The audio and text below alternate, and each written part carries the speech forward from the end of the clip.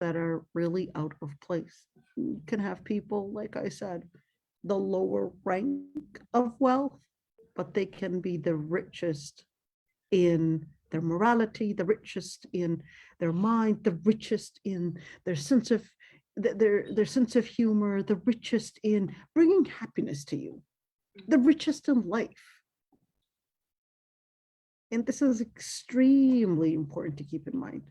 And you can have people that are on the high end of education, but then when it comes to understanding, they're on the lowest rank. What I can say, they're actually on the lowest rank of understanding. They're just so rigid in their understanding. They just want their understanding to be imposed, and it's not always right. And I think the commercialized this commercialized standard of what makes somebody on a noble slash upper class higher rank is a lot of times deceiving. It's actually deceiving because at many times, even when it comes to marriage, they'll actually judge a lot of times the guys or the girls based on these standards. Yeah, oh, it's every culture. It's every culture. It's every culture. They'll actually judge based on these standards. It's the standard where, yes, in order to be an upper class, this is what you have to fit in. It's almost like there's this type of I don't know. It's like a paradigm. It's a block, and then you would have to fit within it. And without you recognizing, you are really making yourself rigid in recognizing that people are a lot more complex than these paradigms. And being rich doesn't necessarily mean that being rich in money doesn't necessarily mean that you are rich in your morality. And being educated doesn't mean that you're understanding. And the list goes on and on. And having a high position doesn't mean that that person's going to be there whenever you need them, because that's a totally different thing. It's a totally different thing. And it is true that our relationship with each other is usually based on the benefit that we would expect or at least give one another. And without us recognizing that, so many times the most important benefit is not the materialistic benefit. It's actually the other benefit. That's where Allah subhanahu wa ta'ala told us about the other benefit. You don't know which one is actually, when speaking about the children, he said, you don't know which one is going to be the most beneficial to you. In other words, you might expect that that person is going to be somehow more beneficial financially. But then when they become independent, you'll just recognize and see the side that you did not get to see before, which is their selfishness. In other words, the real true value is the value that a person carries in their heart. That's the true value, because that's what will affect their behavior. That's what will affect their morality. That's what will affect the relationship and the genuine relationship that they will actually practice and engage in with you, at least. Zaboon, you wanted to say something, my dear. Go ahead. Assalamu alaikum, Mr. Aysha. Please, could you record it? Is possible? It is recorded. We are recording it. Oh, so how I can see that? As Facebook or YouTube? I'll send you the link, inshallah. Oh, okay. Jazakumullah khairan. Wa iyyakum. So, inshallah, today we're actually going to be continuing something very exciting. All right. Before we did do the first ayah, the second ayah of Surah Nisa. All right. And then we are right now going to be jumping on the third ayah. And we said that Surah Nisa right there is laying out the foundation of one, taqwa, and at the same time related taqwa with how you relate with those that are most vulnerable. And of course, emphasize the vulnerable to mean family / the women in the family specifically, and then the orphans being the second vulnerable ones. What do we mean by vulnerable? You know, today I was actually having this conversation with my aunt. And she was telling me about patriarchy and talking about patriarchy. And I would like to say one very important thing is that this word patriarchy, I would say, has been used a lot by the feminist in order to isolate the men from giving any instructions or even supporting the women in whether it's in their decision making and etc. And I'm going to talk about the implications in just a bit, because when we're talking about patriarchy in Islam, yes, patriarchy is there. In fact, Islam regards that patriarchy in the positive sense. I'm not talking about التعسف في استعمال الحق. In other words, the abuse of that position. Because in Islam, when we're talking about patriarchy, to mean that the male would actually take the position in one, taking the authority, two, decision making, three, responsibility. When we're talking about authority, we're not talking about a person that is somehow abusing their power to hurt others. In fact, Allah subhanahu wa ta'ala was really clear about that. فَإِنْ أَطَعْنَكُمْ فِي شَيْءٍ فَلَا تَبْغُوا عَلَيْهِنَّ سَبِيلًا. If they, that is the women, if they obey you in any matter, then don't abuse that situation and abuse that their obedience. And here go into what is called the ta'assuf istimal al-haq, and abuse their obedience to you and somehow abuse them as well. So definitely, when we're talking about positive patriarchy, it's really important to mention that Allah subhanahu wa ta'ala says, الرجال قوامون على النساء. The word الرجال قوامون على النساء is in order to indicate one very important thing, which is الرجال قوامون. In other words, the verb, or sorry, there is no verb, the sentence is actually in Lugha Arabiya, it's basically called ismiya, in where the difference between a sentence that does not have a verb in it and a sentence that basically has nouns or adjectives or adverbs in it is, number one, to indicate al-istimrariya, to indicate the continuance, two, to indicate an informative clause. Are you guys with me?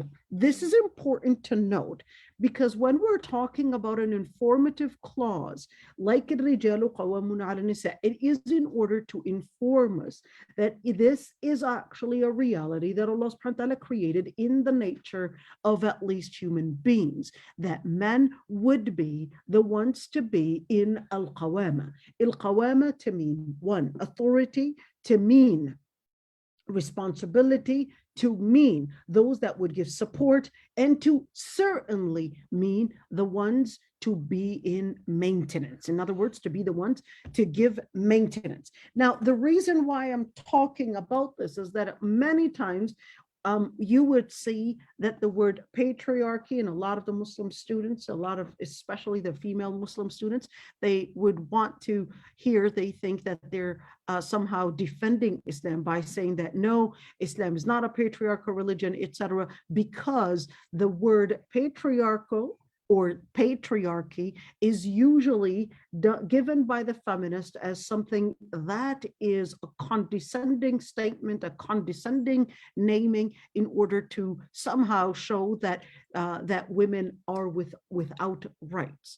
As a matter of fact, yes, Islam does consider positive patriarchy, in other words, does consider that the fathers, that the brothers, that the male relatives within the family are to hold a responsibility for the family on behalf of the women, and not to use or abuse that position. Therefore, it is basically a position of taklif and not tashrif.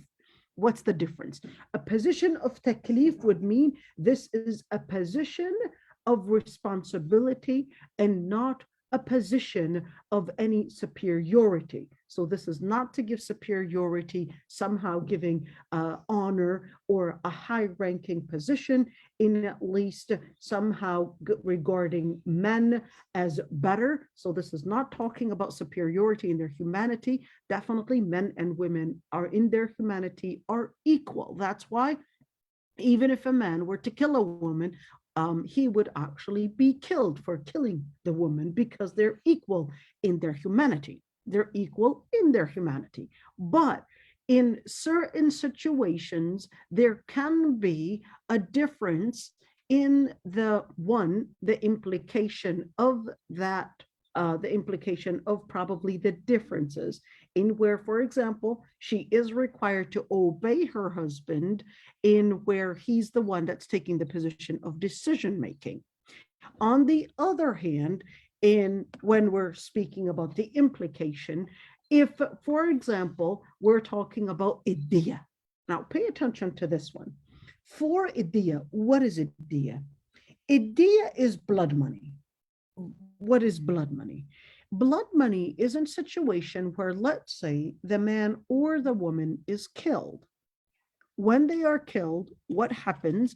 Well, if we figure out who the perpetrator is, then in that situation, we can ask that the perpetrator, or at least the criminal, would be killed, in other words, basically executed for the behavior that they had committed, and or pay a diya, pay blood money on behalf of what they had done, which is approximately, we're looking at roughly, don't take my word for it, but because of the inflation, I didn't actually estimate the final estimation. We're looking at almost, give or take, almost $180,000.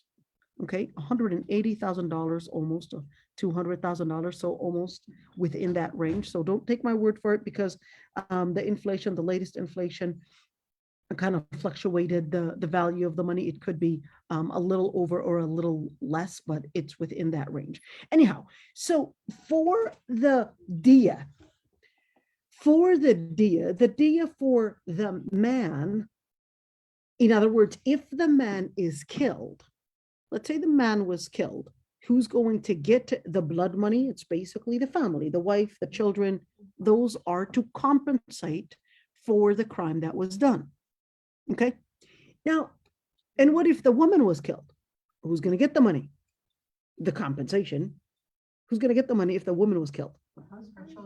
The husband and the children. But here's one thing, is that the diya, the blood money, if a woman is killed, majority, not all, majority of the scholars actually considered that the diya for the woman is actually half the value. Pay attention. It may sound like this is devaluing a woman's life, but this is actually the other way around. Many times people will actually think, well, this is basically, putting a woman's value as half the importance of a man's value. But that's actually the other way around. Let's look into the implication of the distribution of this money and what it would look like. I'm just going to put in, so I've got Fatima Jubeiri, I'm going to make you a co-host. So if I basically don't see somebody coming in, I want you to do that. Latifa, you as well. So you guys just admit people if you don't mind. And Zaboon, here we go, you too. Sure. Inshallah. So I want you to, inshallah. So what I want you to see is that when you look at the money, yes, it actually may seem by looking at it like it's devaluing a woman's life, but I want you to actually look at who's really taking the money. So when a man is killed, this is considered in general supposed to be the breadwinner for the family. So this is compensating the woman who's going to be the receiver for the money, right? So if the man is killed, the woman is actually compensated twice than if the woman was killed, the man would only be compensated half of the money. You see the difference? Why? Well, definitely the diya or the blood money is definitely not a compensation for somebody's life. There's no doubt about that. It's not a compensation for somebody's life, but this is to pay somewhat of a compensation for, at least it's not enough. It's not enough to, somehow take it from the perpetrator. It's not enough. That's why the dia, even if the killing or the crime was done by mistake, there would still be blood money. Even if it was done by mistake. In other words, it's not at all a compensation for somebody's life. A human life is a lot more sacred in Islam than demolishing the Kaaba stone after stone. The hadith was really clear about it. An innocent person's life is sacred, that even if you were to demolish the whole Kaaba, it would not whatsoever be the value of somebody's life. Now, this is important to keep in mind. In other words, when we're talking about the diya in the blood money, this is not at all to talk about compensation for somebody's life, but this is to compensate the loss, or at least the financial loss, that they're actually going through for the loss of a husband who's actually supposed to be the main breadwinner. So this is supposed to be at least to give them compensation in terms of their financial losses. Go ahead, Habibti. Yes, totally agree with you. So then, what about a single man and a single woman? Fair enough. So that's why there's something called al-aqila. What is al-aqila? Al-aqila has nothing to do with mind, okay? But al-aqila basically is supposed to be the family. So in a case where the perpetrator did the crime, in other words, he committed or she committed the crime directly and did it as a first-degree murder, in that situation, he would be, or she would be, held responsible for the complete diya that they would pay it on their own. Why? Because they're the ones that determined, did the murder, and committed the murder. But if it was done by mistake, then a diya becomes the responsibility on al-aqila. Who's al-aqila? So basically the rest of the family. The whole family would support their relative in a mistake that resulted in a crime. The whole family, we would basically, let's say we had this tribe that basically had 20,000 people, and we had $100,000 or $200,000 that they were supposed to be paying for diya. Then in that situation, we basically divided on the 20,000 people within the family to say, well, this is how much each and every single one within the family is going to be paying as a support. Because at the end of the day, we definitely have to support and compensate the family that lost their own breadwinner. Go ahead, Maida. I meant the victims were like single. Both of them were single instead of. So in that situation, the victim, even if they don't have children, the compensation would be given to the family. The same amount. The same amount. The same amount. It would be given to the family. Go ahead. Well, yeah, of course, enough bin nafs. But that's when we actually want to apply, the execution. In other words, the crime itself. Okay. So generally speaking, al-qisas, if you killed somebody and you purposely killed somebody, then in that situation, the punishment is simply going to be an-nafs bin-nafs, where a soul for a soul, unless the victim's family forgives the perpetrator. Okay, so in that situation, if the victim's family, they forgive the criminal or the perpetrator, then in that situation, they can also say, well, will adjust it to getting the diya or the blood money. You see what I'm saying? Or they could even choose both. Okay, and that's a different conversation. All right, let's go into what we were talking about. So go ahead, my dear. So I know like when you kill someone, it's big dumb. But what about in Allah's eye? If the family of the murderer forgive that person? Fair enough.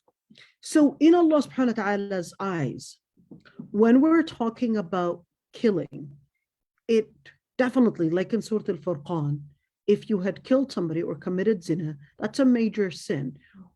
In general, if the victim's family forgives, all right, that can act as one side of the crime that they had forgiven, and therefore they had forgiven on their right. But in Allah subhanahu wa ta'ala's eyes, there is supposed to be a kafara, an expiation that the person is supposed to be doing, which is fasting 2 months in a row. All right, fasting 2 months in a row. And of course, they would still have to do their, let's say, homework, whether it's in making istighfar, whether it's in doing more and more good deeds and so forth. In other words, it's not enough to say, well, I'm forgiven, that's it. They did this, they just forgave me on this part, I'm not held responsible. We don't know that's Allah subhanahu wa ta'ala, because for every single crime, there are 2 sides to the crime. There's the huquq al-ibad and there's huquq Allah subhanahu wa ta'ala. All right, what does that mean? For every crime, there's one side which relates to the human rights. Your right. You would have the right to forgive or say, no, I choose not to forgive. There's the other side, which is, that's huquq al-ibad. And even if Allah subhanahu wa ta'ala had probably known, or if Allah subhanahu wa ta'ala had known that that person had seeked repentance, they did Hajj, they did Umrah, whatever it is, they did all these different things to basically in an attempt to seek forgiveness, when it comes to human rights, personal rights, Allah subhanahu wa ta'ala will say, I want you to tell me if you choose to forgive him or not. All right? I want you to tell me. Would you forgive him? If not, then that situation, Allah subhanahu wa ta'ala would basically give you the right to say object or approve. Oh, all right? It's Allah subhanahu wa ta'ala. When it comes to human rights, that's it. All right, let's continue. So continuing about the vulnerability part, of course, it came to talk about al-yatama, or the orphans, and we talked about giving the orphans their rights of wealth in terms of the wealth that was left behind from their inheritors. And of course, we talked about the difference between al-wali and al-wasi, whether we're talking about the al-wali, the person that is acting in guardianship later on, or the person that was given the power of attorney to act in a guardian position for the yatim or for the orphan. So we also talked about how the ayah was basically speaking and referring to the common custom that was used at the time to abuse the orphans by taking their wealth and putting themselves, well, I take care of the orphan, when in reality, what they're really concerned about is the money that this orphan had probably inherited. So this ayah was referring to that. But there's another thing when it came to that vulnerability and the abuse for the orphans. It was a very common practice that many men, when they were basically becoming the guardians over girls, that's when it was a different ballgame. So many men at the time wanted to abuse that position and basically marry the orphan girls without giving them their right of dowry or their right of mahr. By the way, just on a side, take it a footnote. The word dowry is usually the money that is given from the woman to the man. Okay, it is illegal in Minnesota to give the dowry. The mahar is different than dowry.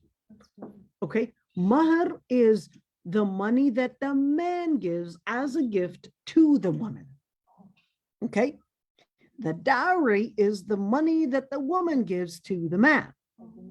This is extremely important to keep in mind because, you know, I've actually participated in a number of different court cases, and alhamdulillah, we managed to actually get that in place in Anoka in Ramsey County, and managed to actually make it that it is legal for women, even if, keep that in mind, even if the marriage was not basically a marriage contract done through the licensed marriage contract through the county.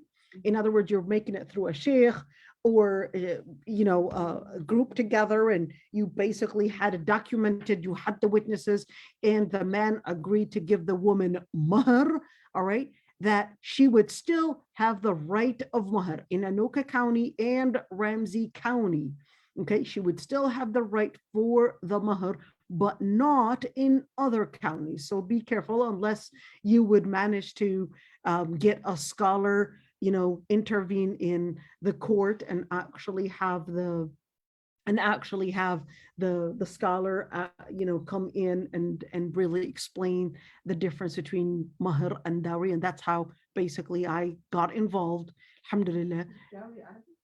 Dowry is not Arabic.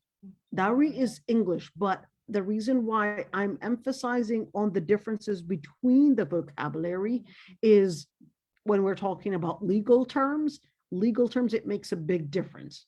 Dowry on the spot, they'll tell you, sorry, we're not going to get into that. And many times people don't understand that dowry, the reason why it's illegal is because it basically is considered, well, it's sure, rightly so, it's considered a way of abusing women that she's basically going to give the man. But mahar is legal.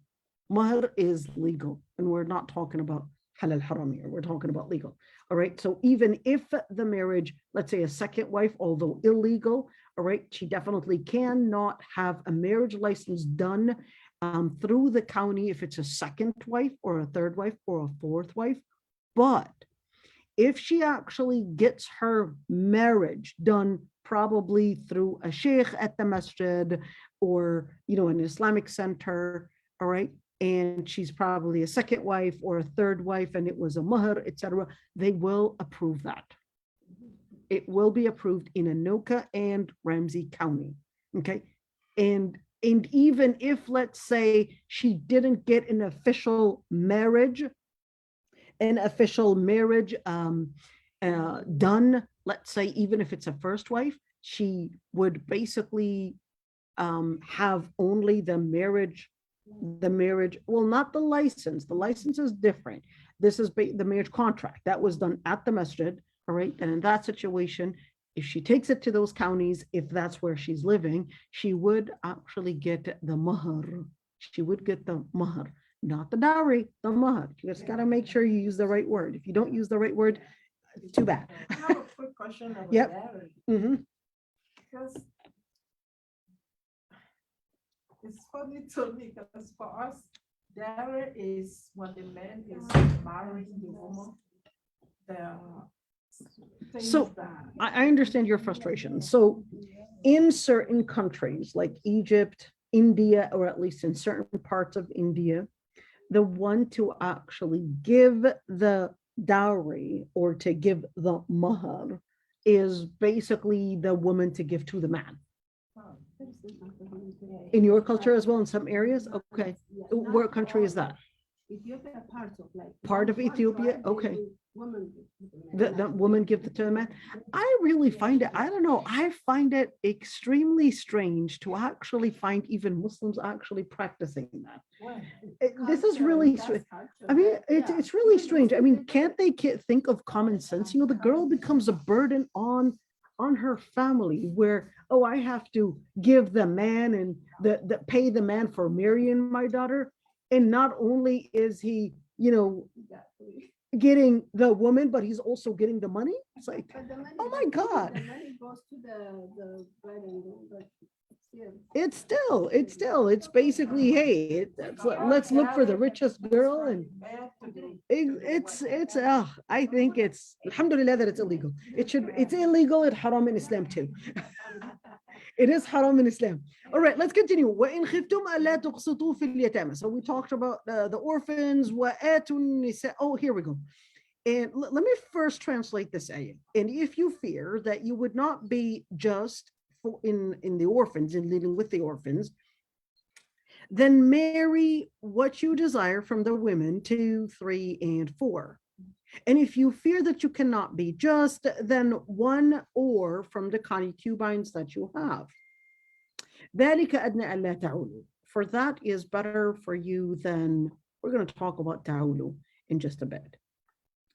Maybe first interpretation, so that you would not have a burden, an oversized family that you could not handle, or أَلَّا تَعُولُوا, so that you would not be practicing injustice, or أَدْنَى أَلَّا تَعُولُوا, so that you would not carry a responsibility. Well, we mentioned that one, أَدْنَى أَلَّا تَعُولُوا, to mean that you would not overburden yourself with responsibility. Okay, now here's one thing.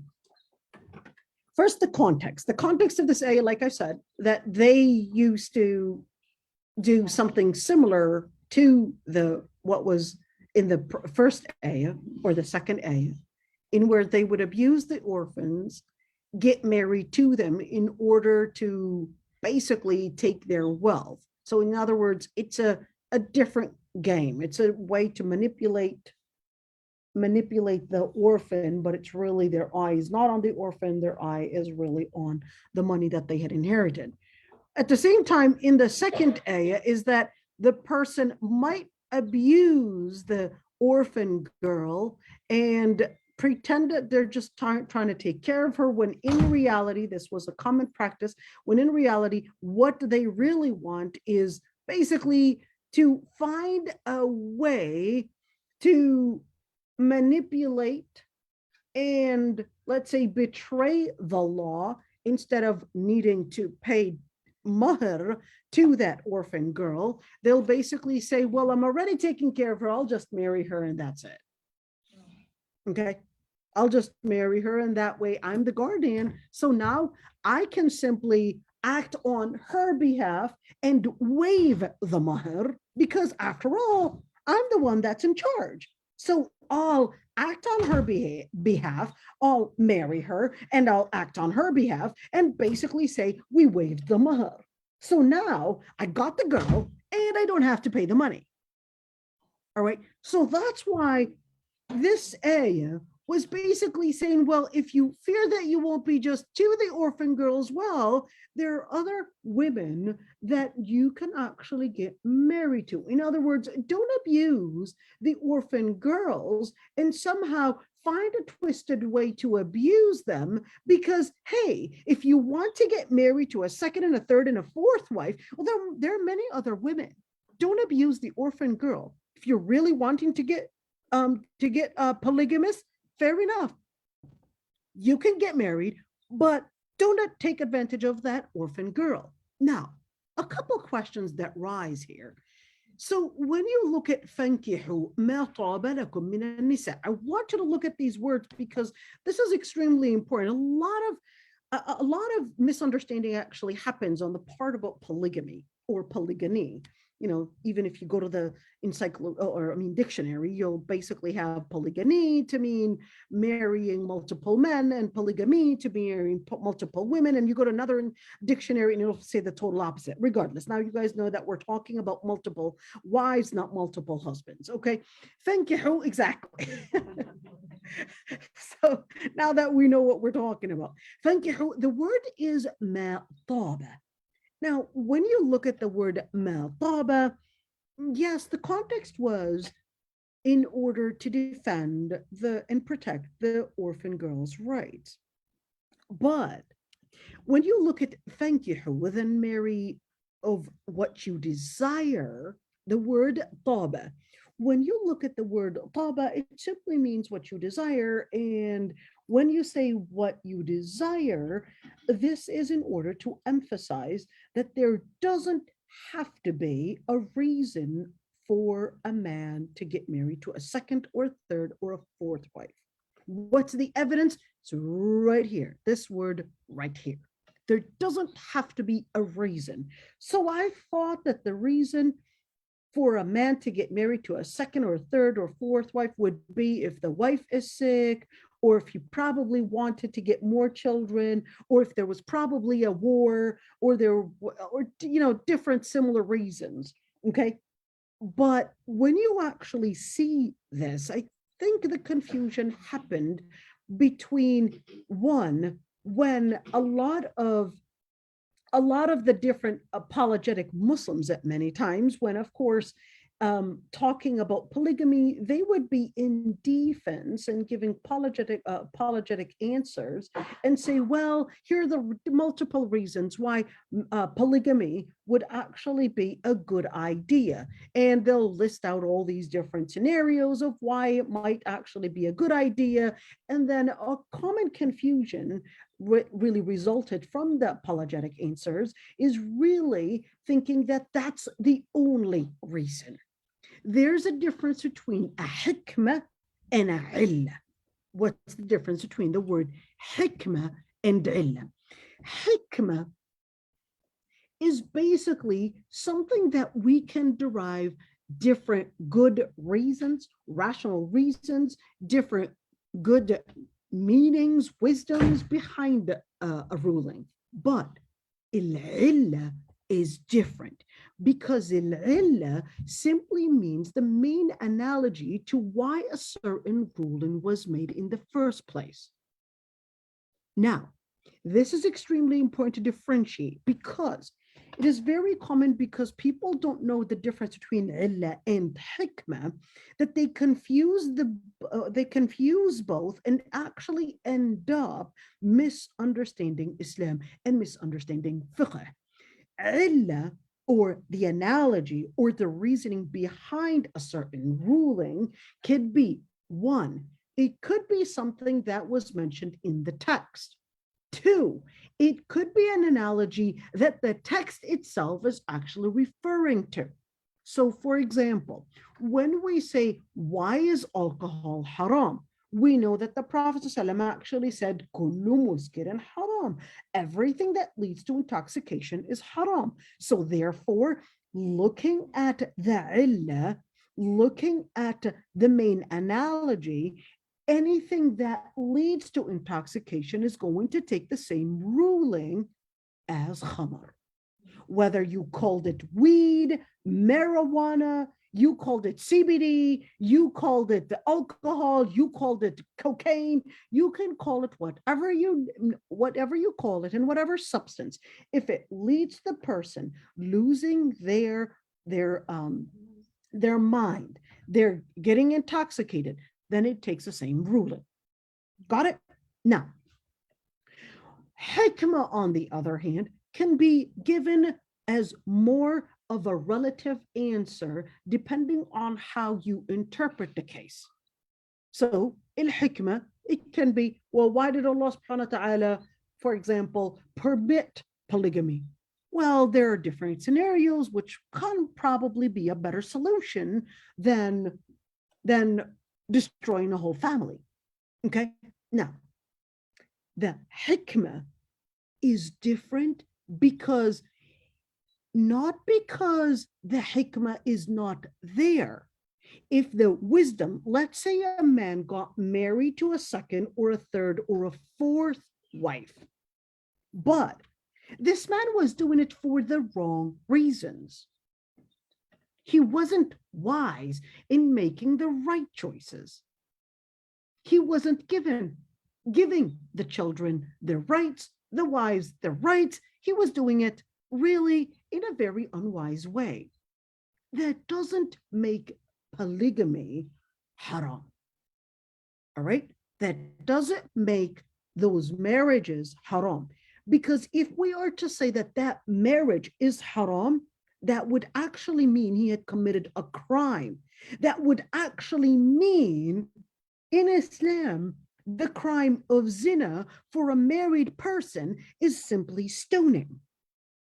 It's a crime. It's a huge crime.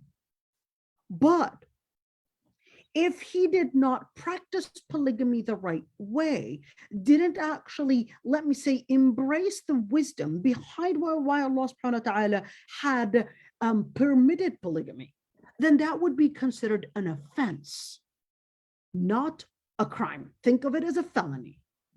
What do we mean by that?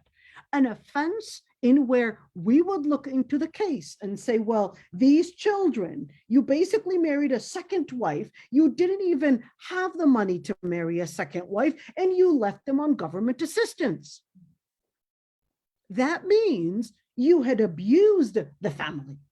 Because for you to marry a second wife, that simply means it's your responsibility to support the family, not help them or make them live on government assistance. That's not fair. Why is she living on Section 8 and government assistance, and you're basically right there like you're not responsible? And Allah subhanahu wa ta'ala tells you, in order for you, if you want to actually go for a second and a third marriage, you have to be capable of financing them. You have to be capable of taking care of their matters in a fair way, and you have to be responsible before you actually jump into a step. Got it? Now, مثنى وثلاثة ورباع. Go ahead. Sorry, as we all know, now people, when it comes to public assistance, some families we know that they can support with their own money, but still they are in public assistance without using. That is actually if they have the money, but then they're still abusing the system and taking a government assistance. That would be a form of taking money that is not belonging to them. It would be haram. It's haram. Yeah, because some people I know they paid off their house and they have enough money to feed their family, but Then it still would be pay haram for cash them to take that kind of and money. food stamp and everything. That would be haram because they would not actually qualify for this type of government assistance if they really had shown the reality of how much money they were. They were show because that's well, why. they're going to be held accountable in the eyes of Allah subhanahu wa ta'ala. Why are you taking ABT when you can actually subsidize yourself? You can get your own food. You know that you can get your own food. You know that you have cash hidden or you've got money hidden. Then why are you taking EBT? That would be haram. Because it's literally taking assistance. It's literally taking money when you know that you don't qualify for sadaqah. It would be haram. Okay, let's continue. Thank you. That absolutely. مثنى وثلاثة ورباع. So 2 or 3 or 4. Now here's one thing, is that this is a very common thing. Can you keep the door open, please? I know, is that the door? Yeah, okay. Are we able to turn the AC on? I don't know. Oh, there you go. Mukhtar's wife is here, so she's the boss. Okay. مثنى وثلاثة ورباع. مثنى would actually mean 2, 2. 3, 3. 4, 4. What does that mean? Does that mean 2 plus 3 plus 4? Or does that mean 2 plus 2, 3 plus 3, and 4 plus 4? What does that actually mean? Well, this is actually because, why is it saying مثنى وثلاثة ورباع? Well, this is because the verb فانكحوا. So it's giving you, like we're saying, oh, each of you can actually take 2 or 4 or 3 or 4. All right. So here, because this is a plural verb, then this is basically giving you a plural distribution. Okay, a plural distribution. So this is not to say the man, you either marry 2, 2, or you marry 3, 3, or you marry 4, 4. No, it's either going to be 2 wives, or it's going to be 3 wives, or it's going to be 4 wives. It's not 9, and it's not 18. All right, it's not 9, and it's not 18.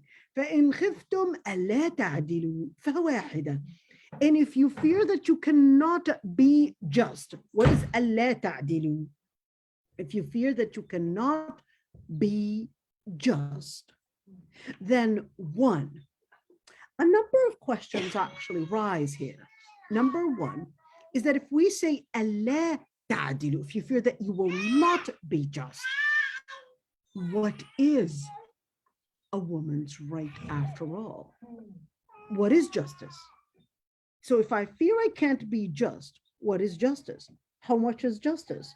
Now remember, when you look at the definition of justice, and many times it can be a very relative thing. You can define justice in one way, and somebody else might define justice in another way. So that's why we have to go back to the Prophet ﷺ and actually see how he had defined justice. Number one is that when we're looking at justice to give, yes, if you look at the hadith where the Prophet ﷺ actually said, Allahumma hadha qasmi fima amlik, fala talumni fima tamlik, wala amlik. Ya Allah, this is what I'm capable of being just in. Do not hold me accountable in what you have authority and power over, and I don't, which was actually a metaphor referring to the person's heart, or let me call it emotional inclination. The emotional inclination that a man might probably have towards one wife and probably not to the second or the third or the fourth is really not in a person's hand. The way that you probably might like somebody's sense of humor, you probably like somebody else's, whatever it is, and the list goes on, that's not really something that you control. But you do have, that is the man, they do have the responsibility to maintain the woman's, of course, each and every single wife, one, il-mabit, the place of shelter, two, the money, the financials based on the, let's call it the necessities and the needs for that particular family. So if we might actually have somebody with a disability in this household, but the other household doesn't have a disability, one woman probably wears a 2X and the other one probably wears an extra small, there's definitely going to be even a difference in the price. Even in clothes, when you buy something that's probably 2X or 3X is definitely going to be more expensive than something that is extra small. One petite and one big. At the end of the day, is that the prices, the person is supposed to be practicing a lot of justice in making sure that he is being just according to the needs for that family, and not necessarily give the same for every single household, because the needs for every single household might actually differ. So the person is supposed to practice as much as they can justice in that regards. Objection. Now, here's one thing. Although scholars did actually mention in the books of fiqh that when we're talking about justice, they were referring and speaking about justice in terms of mabit, to mean how many nights and how he spends the hours, in other words, time distribution amongst the wives. That's number one. Two, giving them the shelter, place of living. And it is important to mention that it is the woman's right, and this is mentioned in all the books of fiqh, it is the woman's right to have an independent place of living, where not her in-laws, and certainly not any co-wife to be in her household. Her house is her own little area where she is independent in. And it's worthy of mention that al-buyut awra, the houses, people's houses are in rooms, bedrooms are actually a private place. It's a awra. So not the in-laws, not the sisters, not the whatever could actually come in the bedroom without permission, or even when we're talking about the house, roaming around the house is not permissible for anybody to come inside the house and roam in the house without permission from the husband and the wife. and this is extremely important, al-buyut awra. It's a private place, especially the bedroom. Opening somebody's refrigerator, opening their cabinets, etc., that's supposed to be awra. Go ahead, Sister Maimuna. Even if it's a relative, like brother-in-law, Unless sister-in-law. they give you permission. Unless they give you permission. And imagine how much headaches that would actually save us. Imagine how much a headache that would save us. You know, let her manage her home of how she wants to manage it. Even if you're a mother-in-law, opening, unless she's okay with it. But imagine how much headache you would save yourself by not opening their cabinets or looking under the bed or even opening their drawers, etc. Imagine how much headache you would save yourself by preserving the person's privacy. They probably just didn't have a good time and just didn't do a good job in maintaining their place. Unless there was a need for something else, that would be the only time where you would be allowed, but unless they give you permission to. But to somehow intrude in someone's home, in someone's private place, that's actually against Islam. البيوت عورة. The homes are private places. To somehow go in and start as if you're investigating, or even, sleep on their bed or whatever, that's totally disrespectful.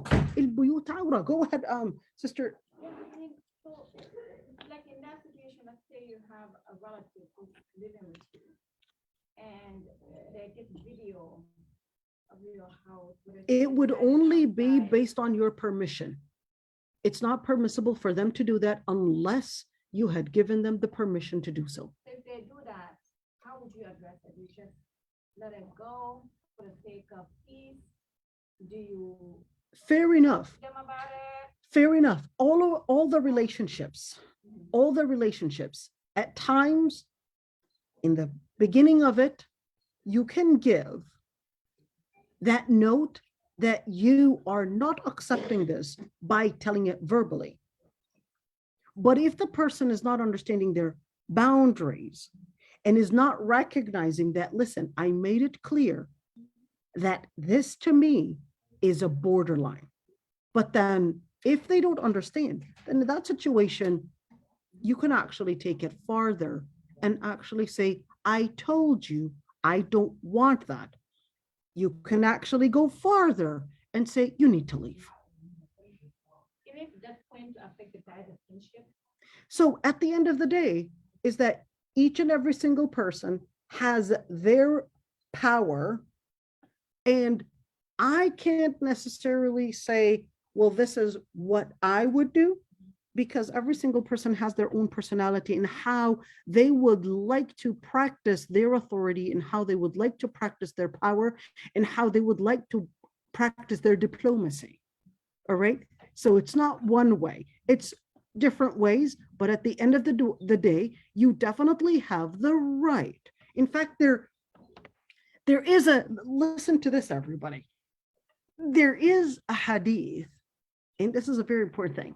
Let's say someone actually tried to peek into your bedroom through, the key slot. Even if you were to poke their eye, you're not held accountable. Why did you do it? Why did you do it? فهم علي? Okay, fair enough. Came in and she pushed him up. Respect the boundaries. Respect the boundaries. Would I necessarily say right away, we're talking about family. Would I say right away, go and actually push the person out? I would say use diplomacy as much as you can and learn that diplomacy is an art. And you can win a lot with the art of diplomacy and the art of winning the heart more than what you could do in winning by force. A drop of water can break huge mountains of rocks. Water can break huge mountains of rocks. That's all what you see in the sea. Can even make them turn into sand. Sometimes being gentle, and what you can get out of being gentle and diplomatic, you can get a lot more than actually by using force and being fierce. With being fierce, at many times you will actually win an enemy. Learn how to get your rights. Learn how to get your rights. The Prophet ﷺ actually said, when he said Aysha, the Jews were passing by and they said, Assalamu alaikum. Poison be on you, or death be on you. So the Prophet ﷺ said, well, upon you, as what you had said. Sayyidah Aysha couldn't handle it. She started yelling and basically swearing back at them. The Prophet ﷺ told her, be easy. Didn't you hear what I just told them? He said, well, didn't you hear what they said? And he said, الرفق ما كان في شيء إلا زانه. I just told them, upon you what you had said. I'm done. الرفق ما كان في شيء إلا زانه. Gentleness gives value to wherever it is in. It gives it value. It makes it precious. It gives it honor. And this is important. Learn how to maintain your honor, because guess what? And especially women, keep this in mind. A man's world is different. A man's world is based on violence and who can prove their power. Okay. But a woman's world, especially, keep this in mind, especially when we're talking about brothers. Girls, please listen to this. I know what brothers are like. Men and boys are different. Okay. And even husbands, they're different. Boys' world is different. What I would say, the second that you attempt to use violence and you're using it in the wrong place. Allahu Akbar, Allahu Akbar, Allahu Akbar, Allahu Akbar. أشهد أن لا إله إلا الله. أشهد أن لا إله إلا الله. أشهد أن محمدا رسول الله. أشهد أن محمدا رسول الله. حي على الصلاة. حي على الصلاة.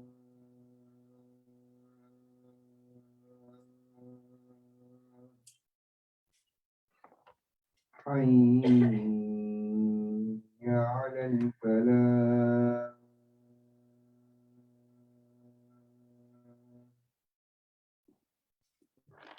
حي على الفلاح.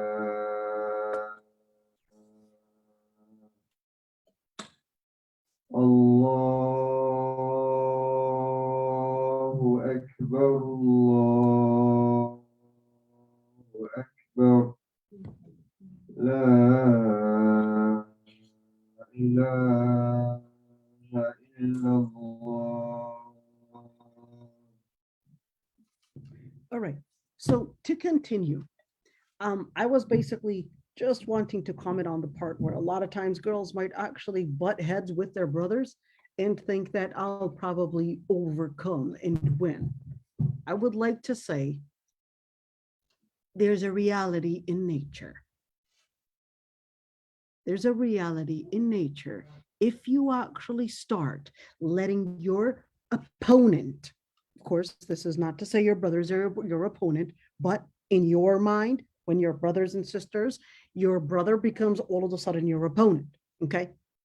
If you butt heads with your opponent and you choose to somehow engage in violence when you know that your opponent is for sure going to win, because no matter how powerful you thought you were, you basically made yourself even weaker, not stronger. Because in the boys' world, once they're capable of weighing your power, that's when they would take more advantage of you by recognizing that you're a lot weaker. So be careful. Never engage in any fist fight, not with your brothers, and certainly not with your husband, please. Don't fist fight. And definitely don't try to wrestle, because you will just give the other person the green light to try to engage in any type of violence against you. Be smart. Don't use that body power. Don't. You're just letting the other person know your power. Be smart. The Prophet ﷺ, in a hadith, listen to this. He said, I have not seen anyone that is capable of overcoming the hearts أذهب بقلوب ذوي الألباب منكن, that are capable of overcoming the hearts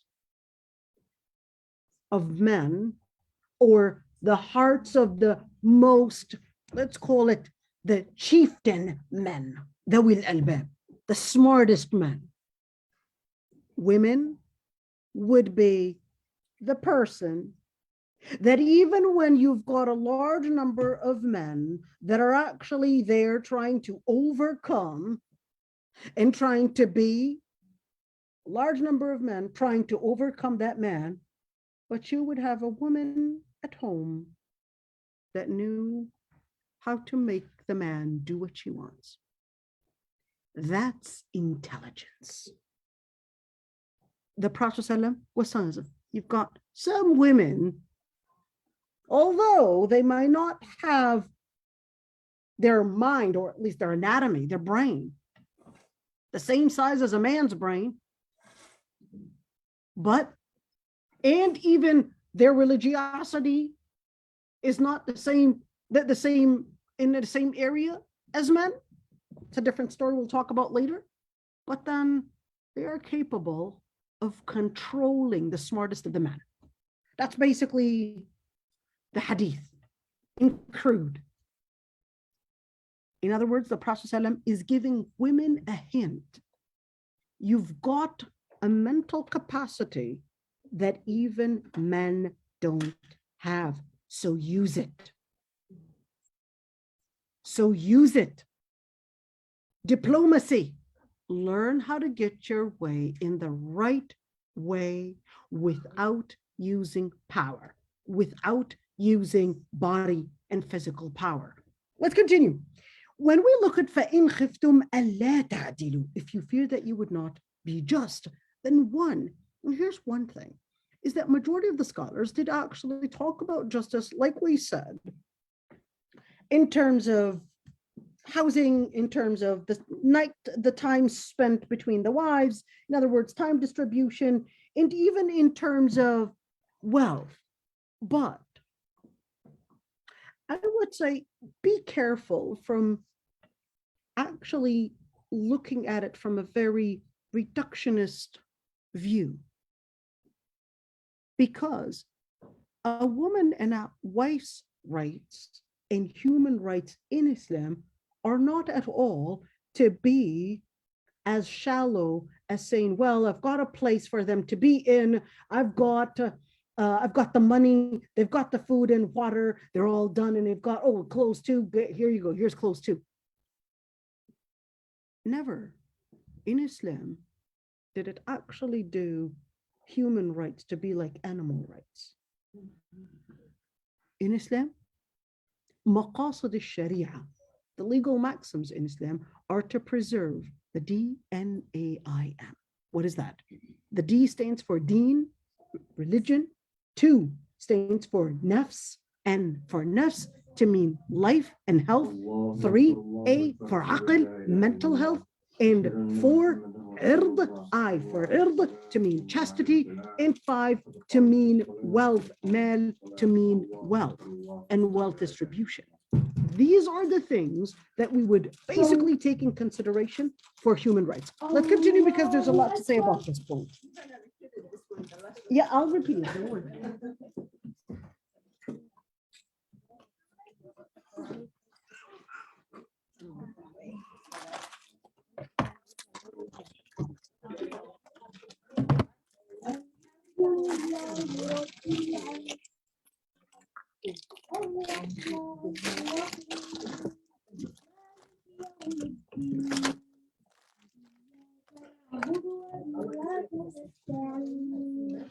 اهدنا الصراط المستقيم صراط الذين أنعمت عليهم غير المغضوب عليهم ولا الضالين.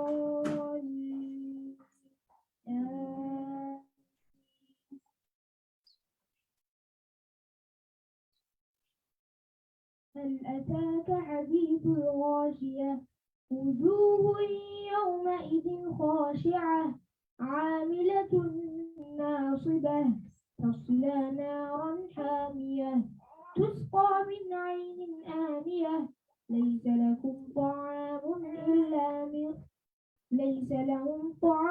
إلا من ضريع لا يسمن ولا يغني من جوع وجوه يومئذ ناعمة لسعيها راضية في جنة عالية لا تسمع فيها لاغية فيها عين جارية فيها سرر مرفوعة وأكواب موضوعة ونمارق مصفوفة وزرابي مبثوثة أفلا ينظرون إلى الإبل كيف خلقت وإلى السماء كيف رفعت وإلى الجبال كيف نصبت وإلى الأرض كيف سطحت فذكر إنما أنت مذكر لست عليهم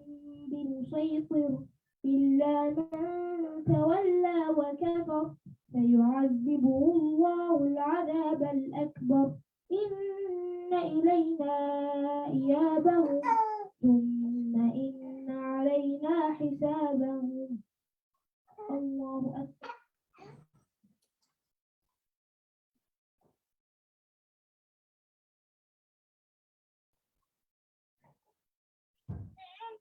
سمع الله لمن حمده.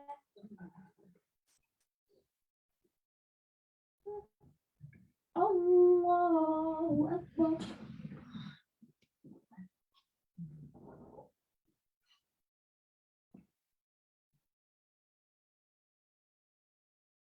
الله أكبر.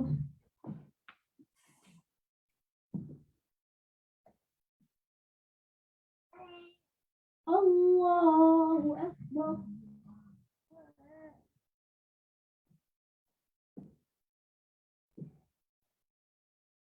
الله أكبر.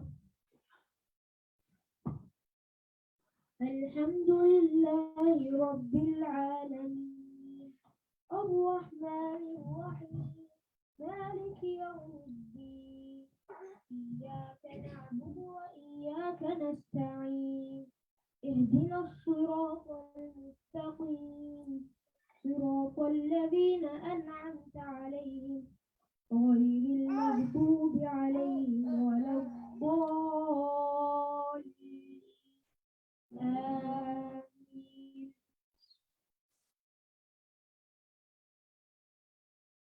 القارعة ما القارعة وما أدراك ما القارعة يوم يكون الناس كالفراش المبثوث وتكون الجبال كالعهن المنفوش فأما من ثقلت موازينه فهو في عيشة راضية وأما من خفت موازينه فأمه هاوية وما أدراك ما هي نار حامية. الله أكبر.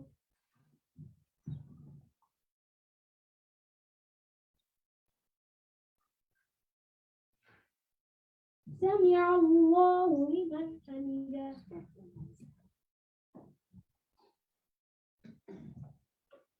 الله أكبر.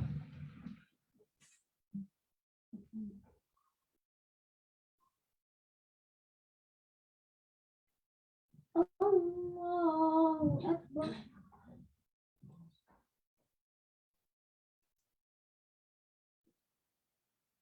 الله أكبر.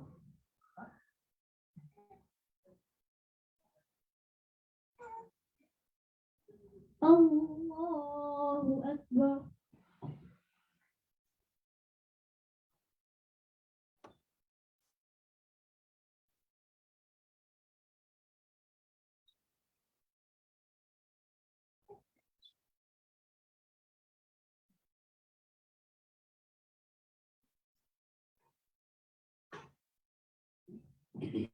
الله أكبر.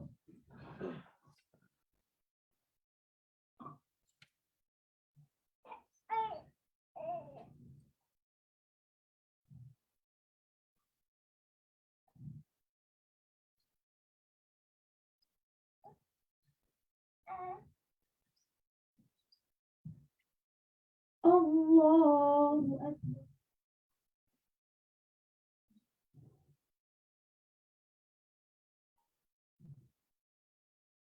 سمع الله لمن حمده. الله أكبر.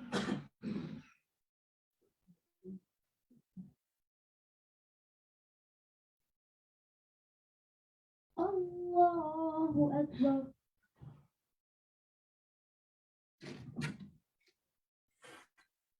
الله أكبر.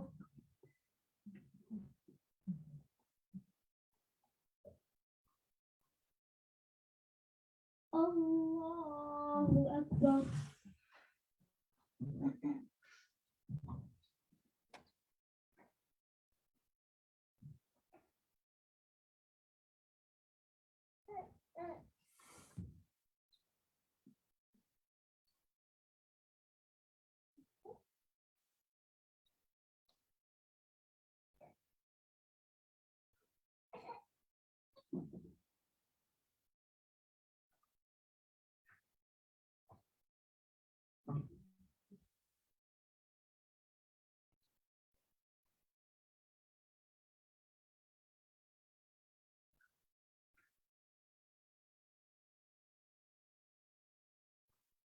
السلام عليكم ورحمة الله.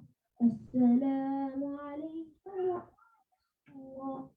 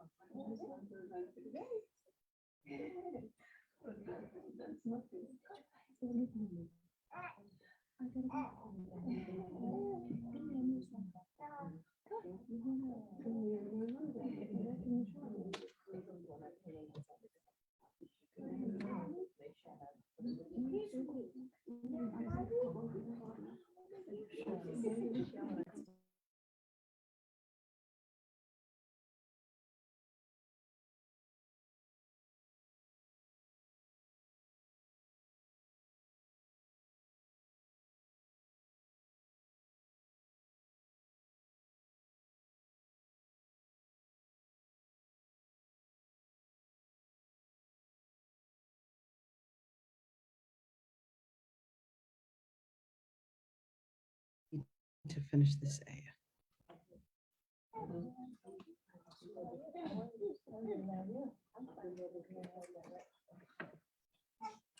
So فَإِنْ خِفْتُمْ أَلَّا تَعْدِلُوا. So let's do the D and AIM again. Now this is extremely important because when we're looking at the D and AIM, of course, we're talking about the basic rights in Islam and of course the legal justice, let's call it the social justice in Islam, the DNAIM. Let's do it right there. I'm going to write it down. The DNAIM.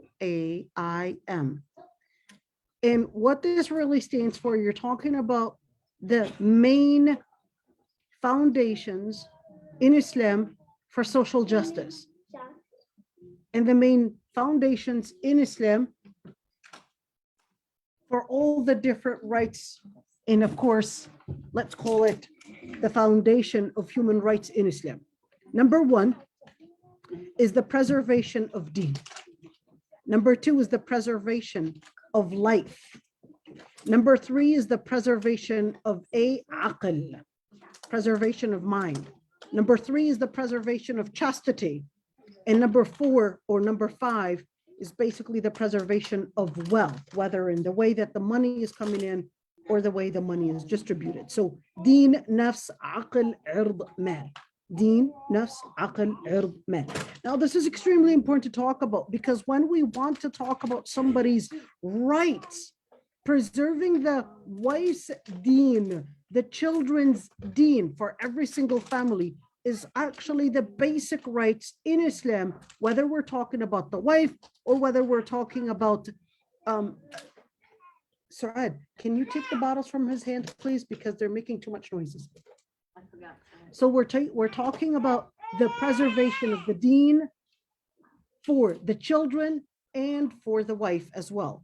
The preservation for the life. In other words, when we're talking about preserving the life, whether we're talking about security or whether we're talking about the children's as well, the children's security and their life as well. Number three is the preservation of mind, whether we're talking about mental health or whether we're talking about the education, all of that is actually part of the ABCs in Islam of the individual rights. In fact, this is Sharia. This is not me making this up and in this order and in this category. This is Sharia. This is deen. This is what every single thing that you look into fiqh, it is basically in that order.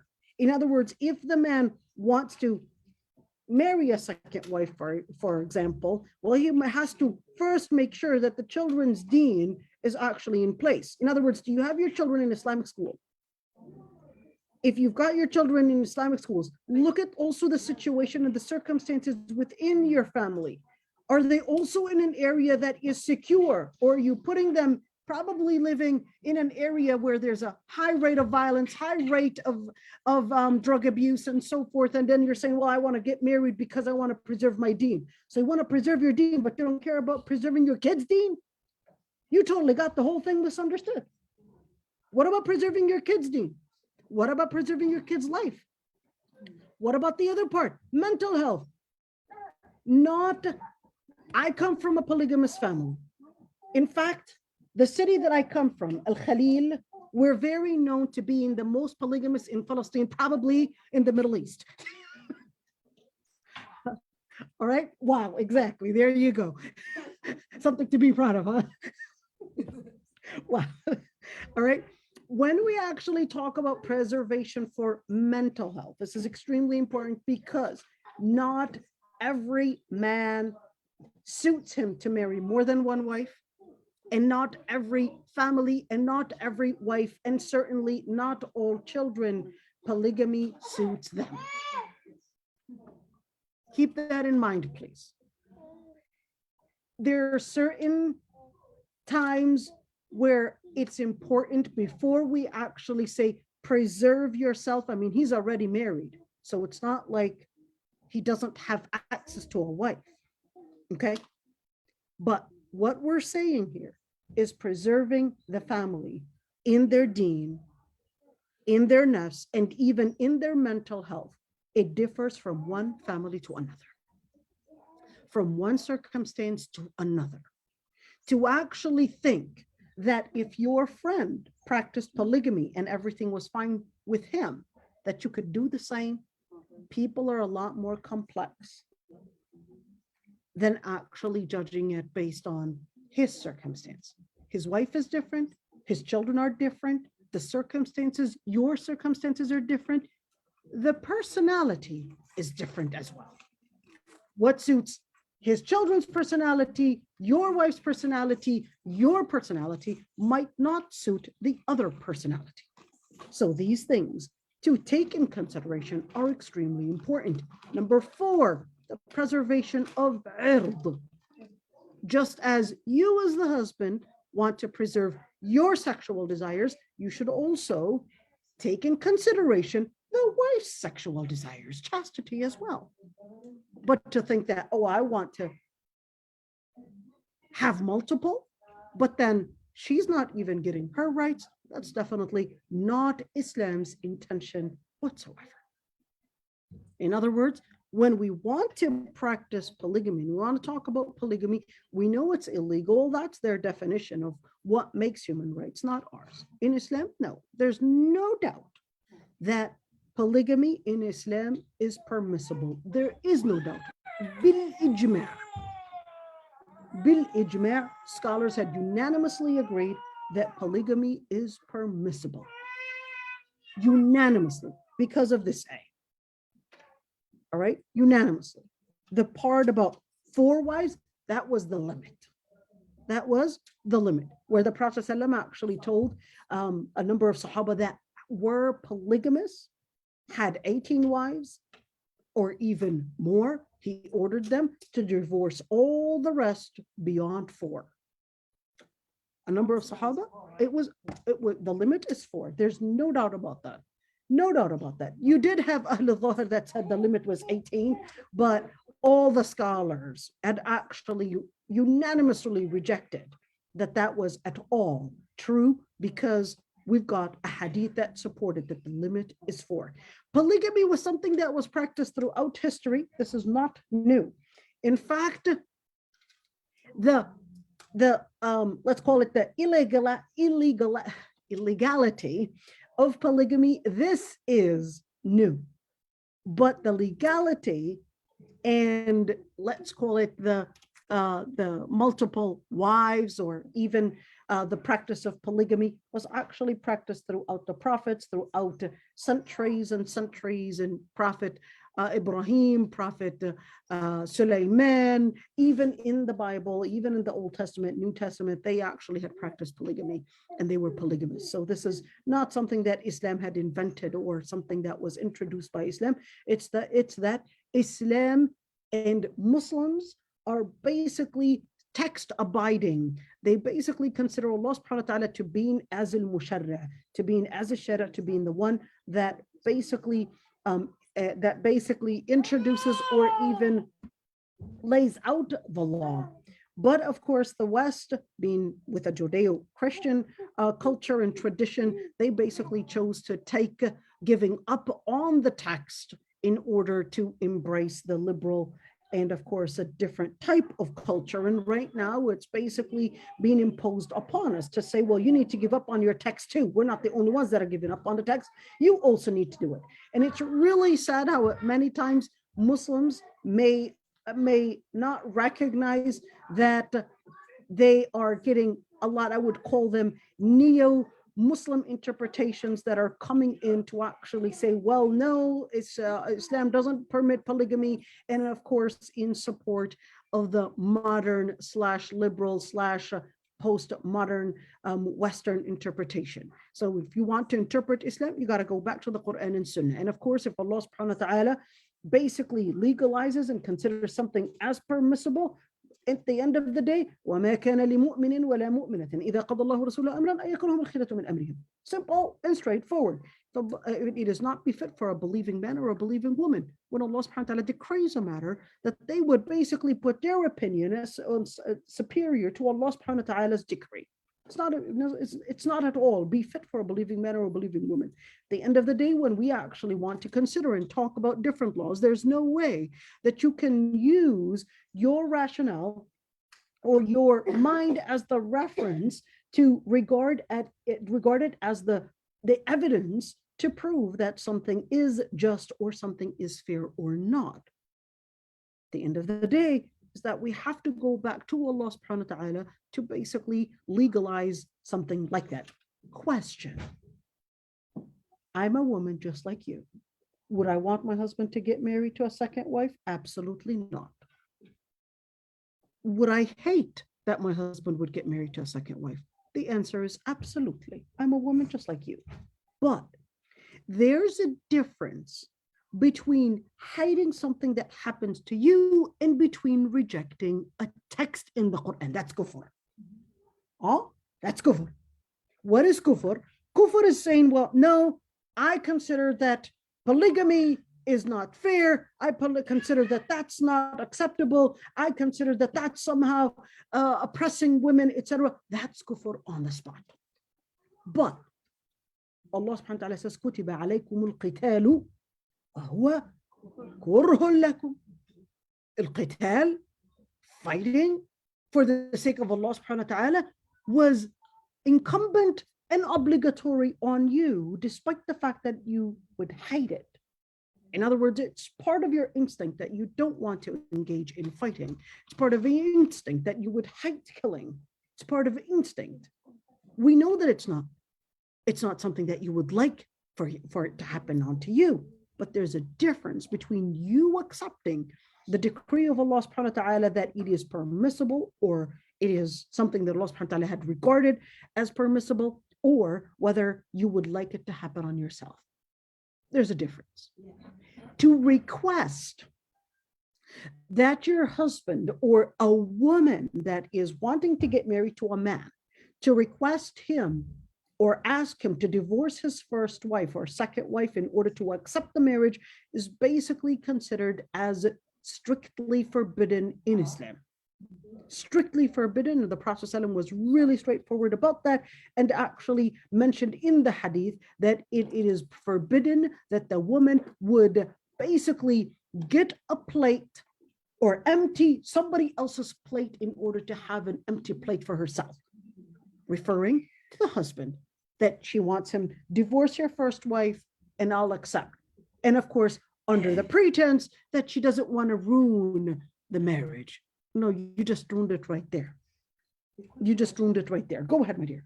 For example, if my husband wanted to get another woman, right? Okay, you can go ahead, but first divorce me. How about I say that? Fair enough. So number one, the question is, what if he basically was transparent with her and told her, I'm going to get married to a second wife, and she said, sure, go ahead, but you would have to divorce me first. Number one is that in Islam, It's always teaching us how not to be impulsive.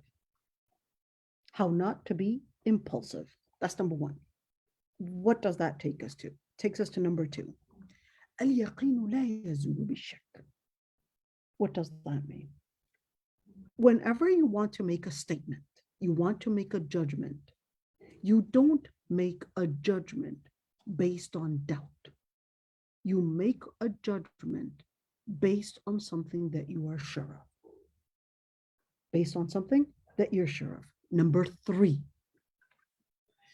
In Islam, there's a general قاعدة فقهية, there's a general legal maxim in Islam. إذا تعارضت مفسدتان روعي أعظمهما ضررا بارتكاب أخفهما.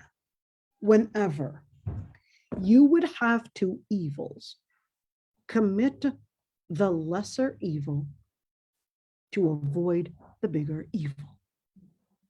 These are the three things. I want for every woman that basically goes through a situation and says, well, divorce me, and then end up really in a situation where, yes, she probably wanted to retaliate and her emotions basically come in and she couldn't handle it. And, you know, all those different, let's call it emotional feelings at that point of being abandoned, being rejected, being somehow, you know, basically somebody else considered right now almost to her, like somebody else is superior to her. I invested this much, I contributed in this marriage, and here it is, this man that I was working so hard and I was wanting a more spacious home, and here it is, all of a sudden this man is actually going off. And right now, all the things that I contributed in and I had invested in is right now going for someone else. I understand the feeling of betrayal. But what I would like to say is number two, اليقين لا يزول بالشك. What do we mean by that? Whenever you're in doubt of something and you want to make a decision, you don't go for something that you're in doubt of and leave what you are sure of. What does that mean? Before you make a judgment that this man is for sure going to neglect you, abuse you, or etc., and that this is going to be a failed marriage, I would say, wait till an actual abuse does really happen. Maybe it won't. Is there going to be 100% fair treatment? It's not going to be the same, no doubt.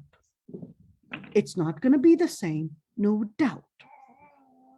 But I will say, don't make a judgment till you actually are sure that an actual abuse or neglect had actually happened. Why? Because Islam teaches you, you don't make statements and judgments based on something that you might expect or doubt that it might happen. Number three, إذا تعارض مفسدتان روعي أعظمهما ضررا بارتكاب أخفهما. Whenever I would have two evils, this is something that we know in medicine, in every single thing in life, in every single direction in life. Whenever I would have two evils, it makes no sense to actually go for the bigger evil and avoid the lesser evil. In Islam, this is a قاعدة فقهية. So what is the lesser evil in that situation? Would I actually consider the loss of my family and all the things that I had contributed in the children themselves right now, losing their father, and you losing a husband, and later you're actually going to be, it's not going to be the same. So you're really jeopardizing what you had really invested in. I'm sorry to say, but although it might sound selfish, but by you leaving the boat, you're on the boat, you're right there rowing the boat, and then this man decides to put somebody else on the boat. You jump out of the boat because, oh, maybe it'll sink. Are you serious? You jump out of the boat, oh, it's probably gonna sink. It's probably, so you jump out of the boat, and you left yourself stranded in the middle of the ocean.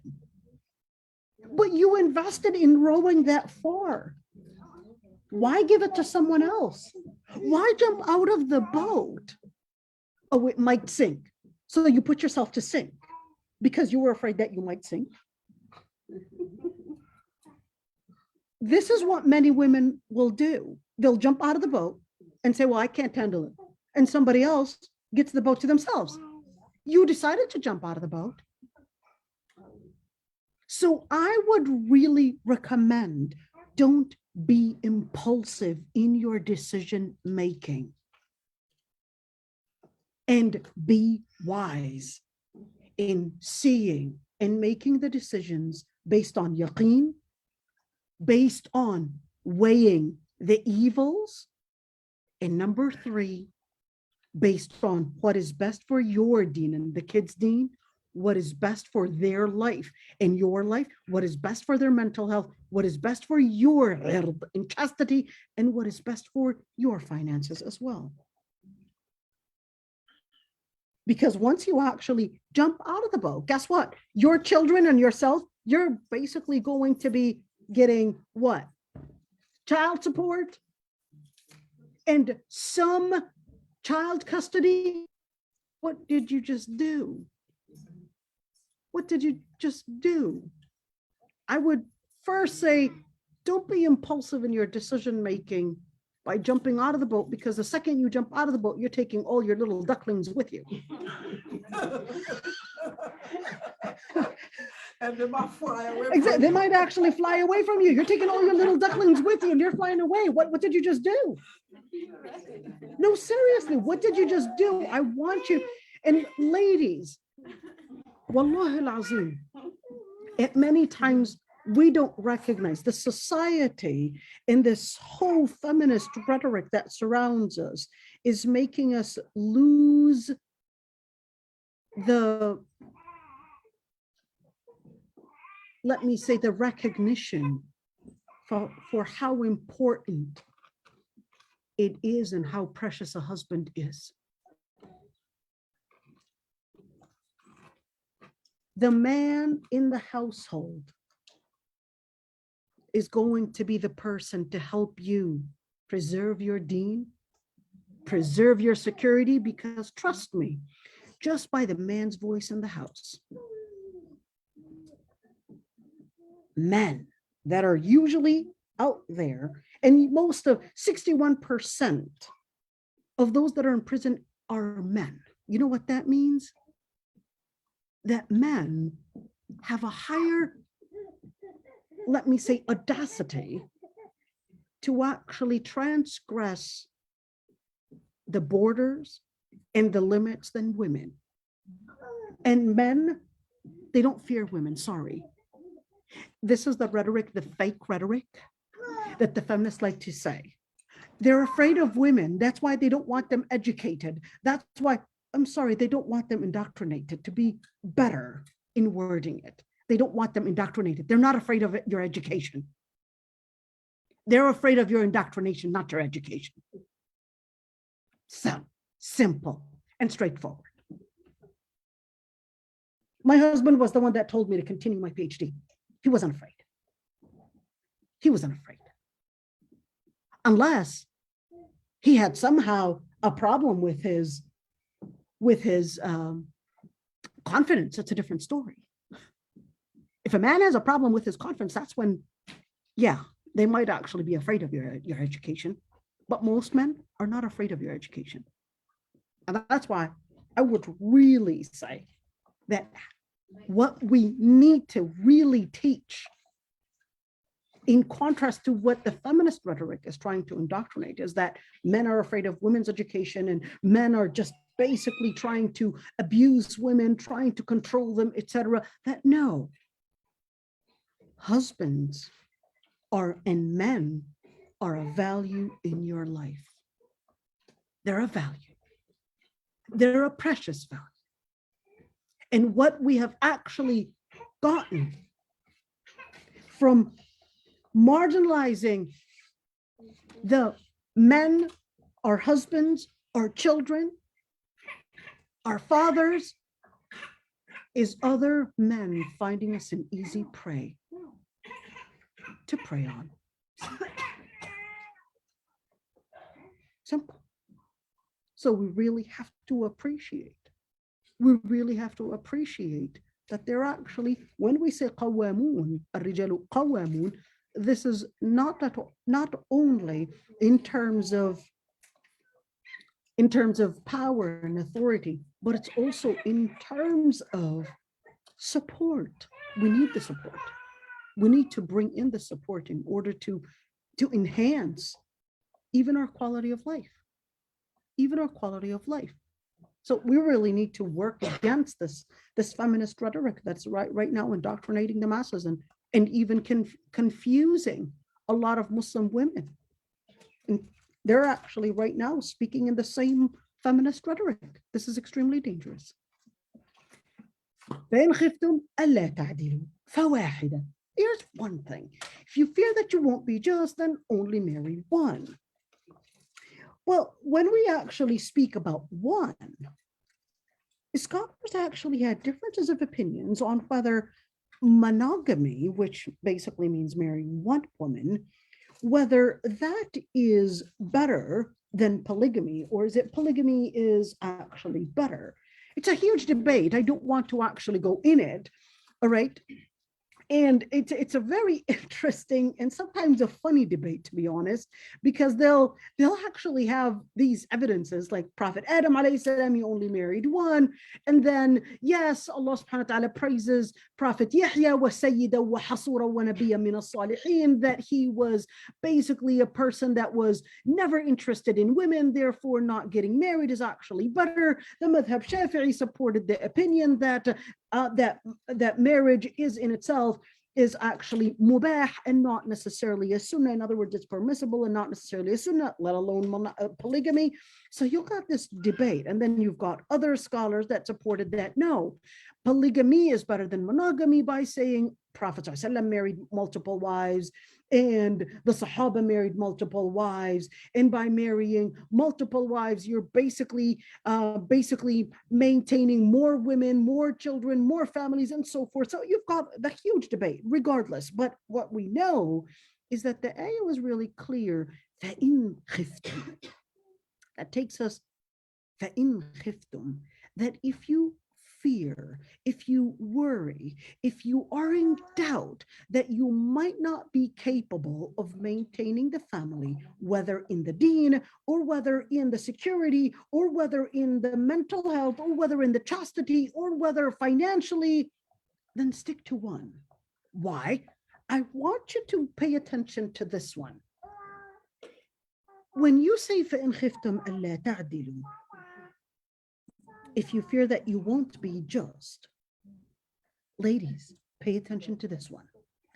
It didn't say if you fear you would not, give me a word, if you fear that you won't be happy,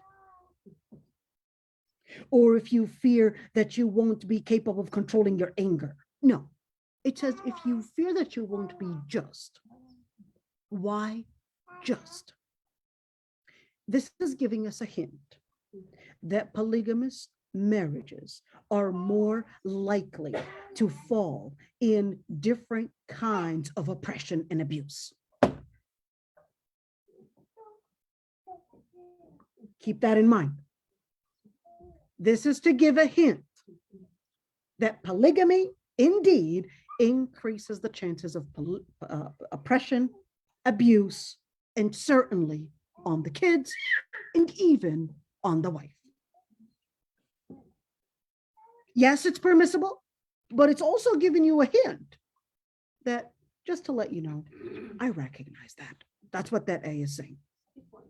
Yeah, yes, I recognize that the chances of abuse are higher, that the probability of making things get out of hand is basically a higher chance. That's why it said فَإِنْ خِفْتُمْ. Unless that is, you are sure that you have the mental, physical, psychological, and financial capacity to maintain more than one, well, don't get in it in the first place. Don't get in it in the first place. But if they do, What if he does? Fair enough. What if he does? He'll be held accountable in the eyes of Allah subhanahu wa ta'ala. And if he makes a decision and actually goes into a polygamous marriage, he will be held accountable for the different abuses that he had committed. And on Judgment Day, he'll come on Judgment Day, وَشِقُّهُ مَائِلٌ, with one side actually leaning on the side. Definitely doesn't feel good.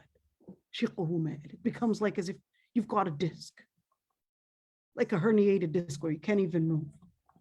شِقُّهُ مَائِلٌ. Definitely not a good feeling. In other words, it's a form of punishment.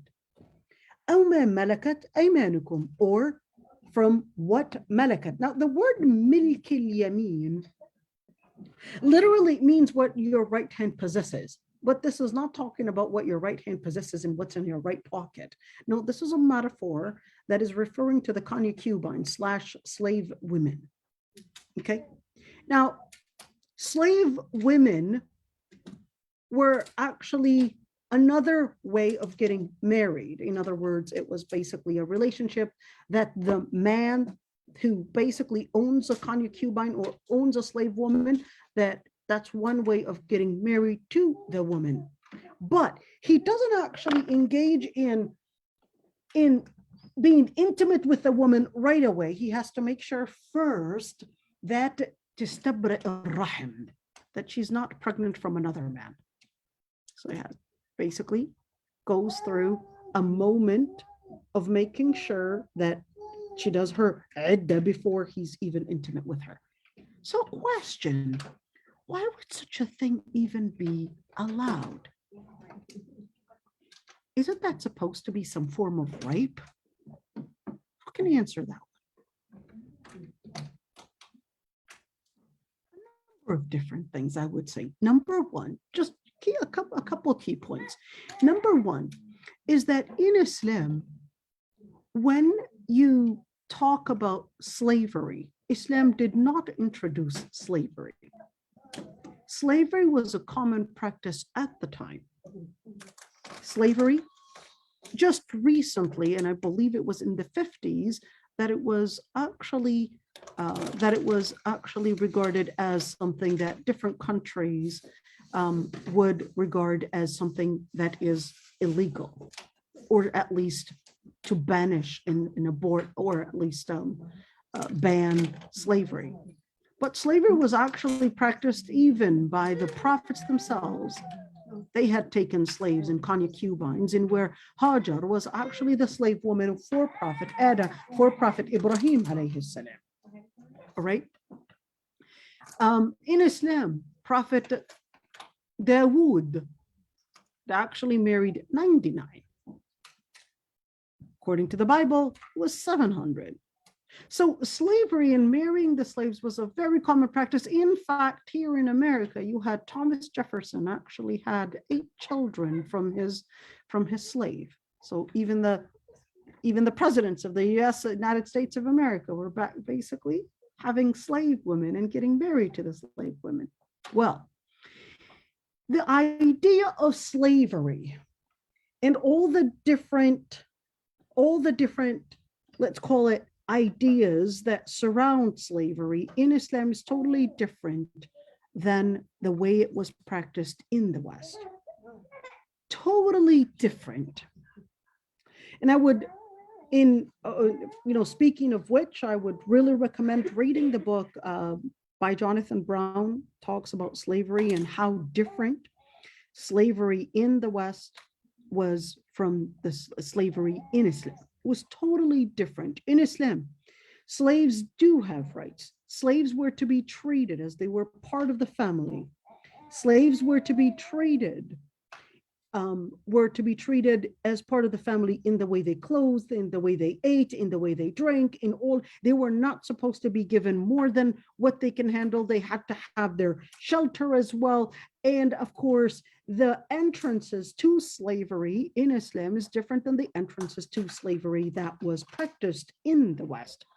Slavery, the way that it was practiced in the West, and where, especially from West Africa, a lot of the slaves were kidnapped from West African countries, Liberia, Guinea, Mali, all those different countries. And that's why there's a very interesting book. It's called Servants of Allah by Sylvie Dio. Very, very interesting book. Please go to that book and actually read about the history of the African slaves that were taken, specifically the Muslim slaves.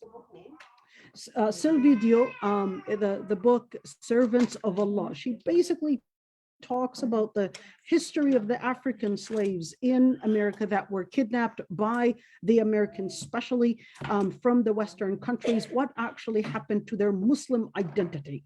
And she basically tries to trace all the different things that they had left behind, going through different archives, different things in museums, and so forth. Now, the third thing I would like to say is that when we're looking at slavery, slavery in the West was completely practiced differently because, one, the way that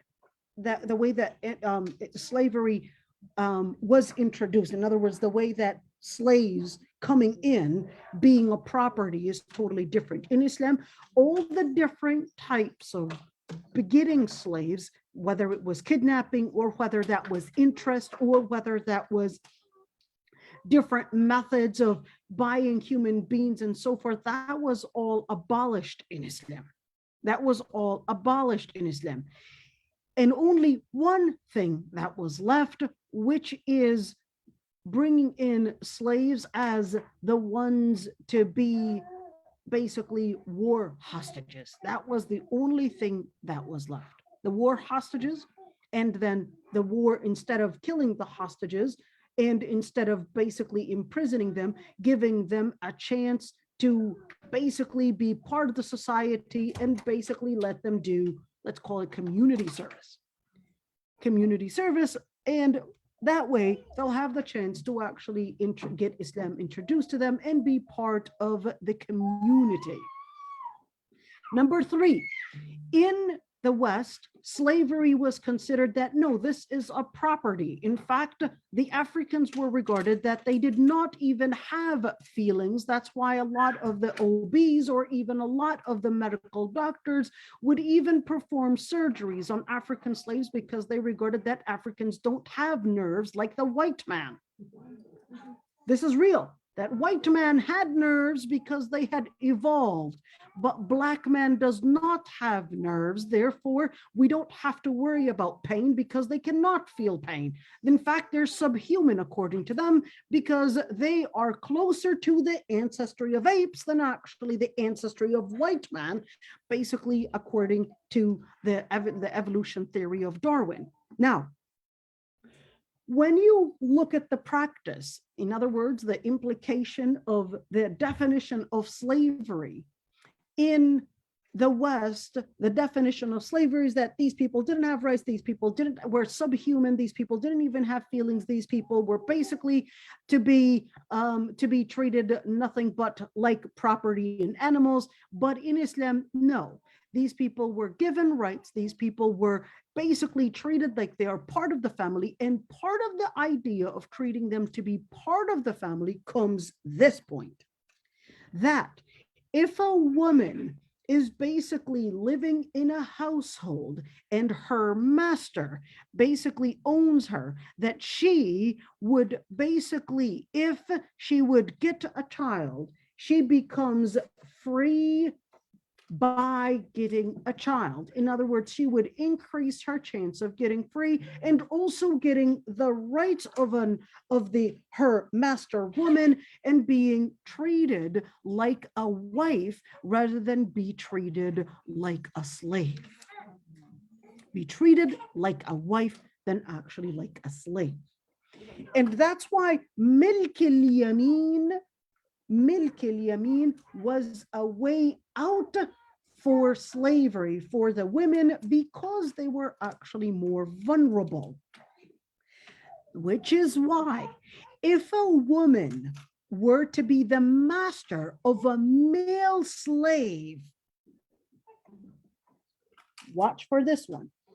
If a woman were to be a master for a male slave, she cannot be intimate with her male slave. Huh? She can't be intimate with her male slave. But if the man was basically the master of a female slave, he can be intimate with her, only him. So it wasn't him and his sons and all of that, only him, only the master. So he was treating her like she is his wife. And if she gets a baby, she basically becomes walad, the mother of a child, and therefore she is pseudo or at least part free. Go ahead, my dear. It is halal, but it's important to mention that it is not something that Islam had necessarily recommended. All right? And that's why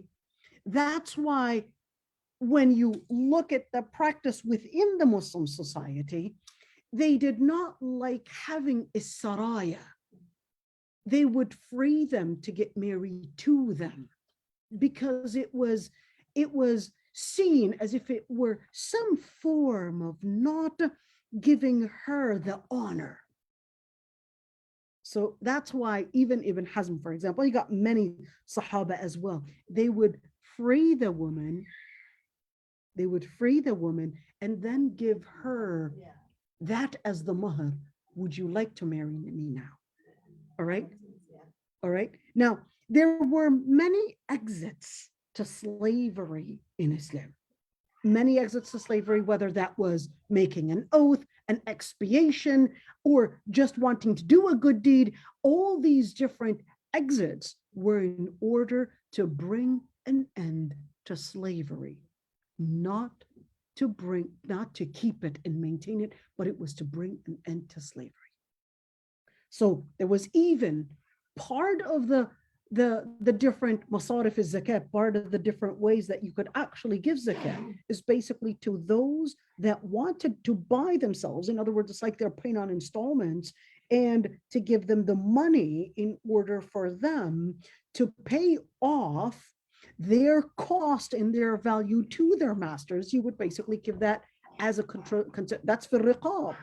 That's part of zakat, because Islam was concerned about making sure that you're ending slavery, but in a way that basically is giving them honor and giving them places where they would have the privilege to move on in their life and not find themselves homeless or find themselves without any means of survival.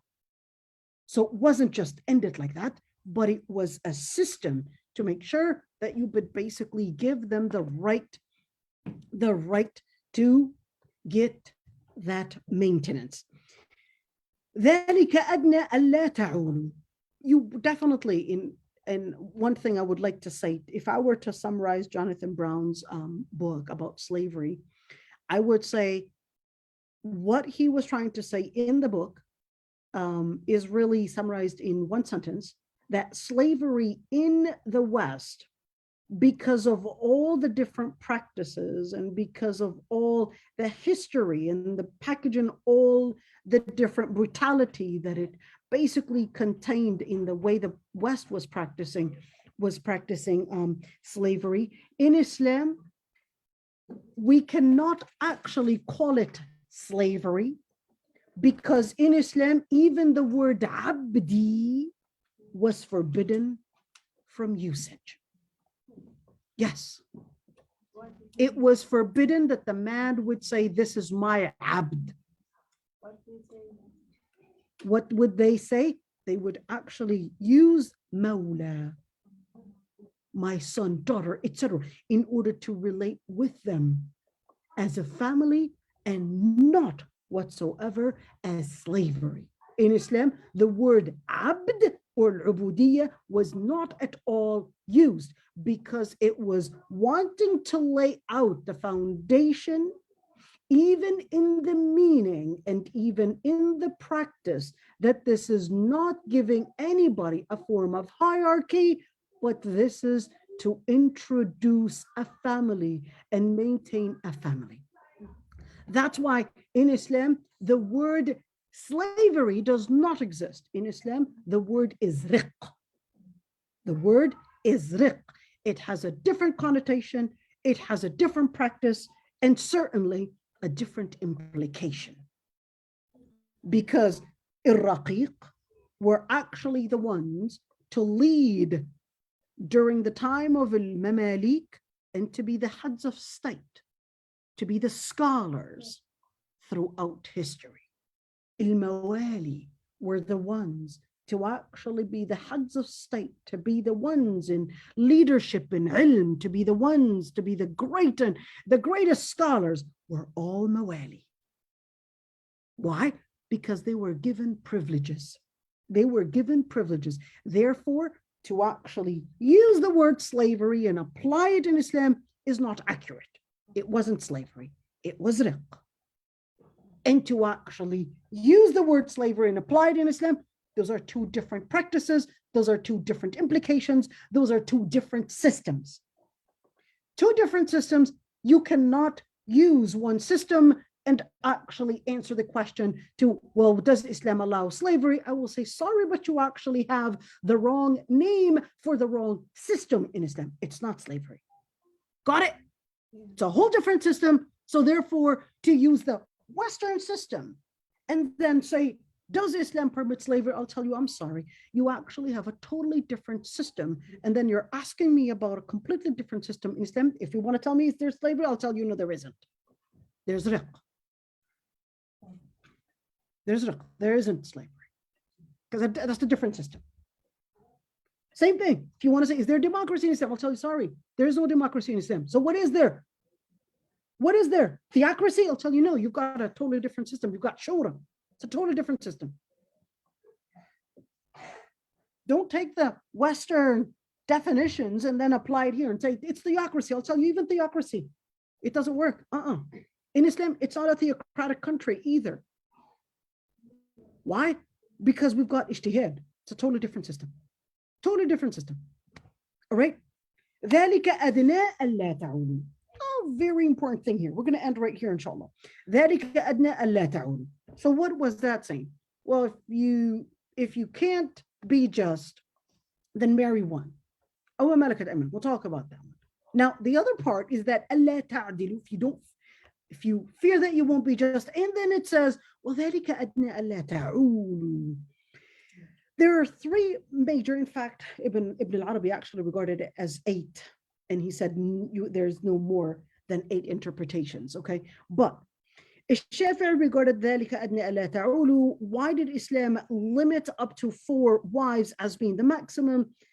The ذَلِكَ أَدْنَىٰ أَلَّا تَعُولُوا, the first interpretation actually said, well, the reason why it limited it was, one, as Shafi'i said, it is in order to say, well, you want to limit the number of basically family members. Why you want to limit the family members? So that's where comes the second interpretation, in where ذَلِكَ أَدْنَىٰ أَلَّا تَعُولُوا, which actually means to not be capable of being just. So this is in order for you to be able to control the situation, and that it would be more than what you can handle. So whether we talked about more than what you can handle in terms of family members, or whether we're talking about more than what you can handle in terms of finances to the family members, it really goes to the same thing. So at the end of the day, ذَلِكَ أَدْنَىٰ أَلَّا تَعُولُوا. So this is basically telling you out the max that you could do is really for, even if you were a millionaire, because at the end of the day is that maintaining justice, maintaining the deen, the nasta'akhadh al mal is very important, and going beyond that number is going to be beyond your capacity, basically. So ta'ulu would also be beyond your capacity. Okay, we'll stop right here. Inshallah, there's really a lot more to say, but I know we just did one ayah. Was it one ayah? One ayah. But I think it was one ayah. We worked hard on it, right? All right. So, oh, wow. Okay. Did she do a copy paste? Oh, okay. So let's see. Questions concerning, so here we go. She even quoted page 448. Questions concerning the morality of slavery under the Sharia are among the most important questions facing scholars of Islamic ethics today. This is a new development for much. Okay, so she's basically quoting ISIS and Boko Haram's recent revival of medieval enslavement practices involving the brutal treatment of war captives. You know, ISIS definitely and Boko Haram, they don't actually whatsoever go back to what Islam necessarily says how the practice should be. So, you know, whether the ISIS, I don't really know of a considerable scholar that actually supported ISIS.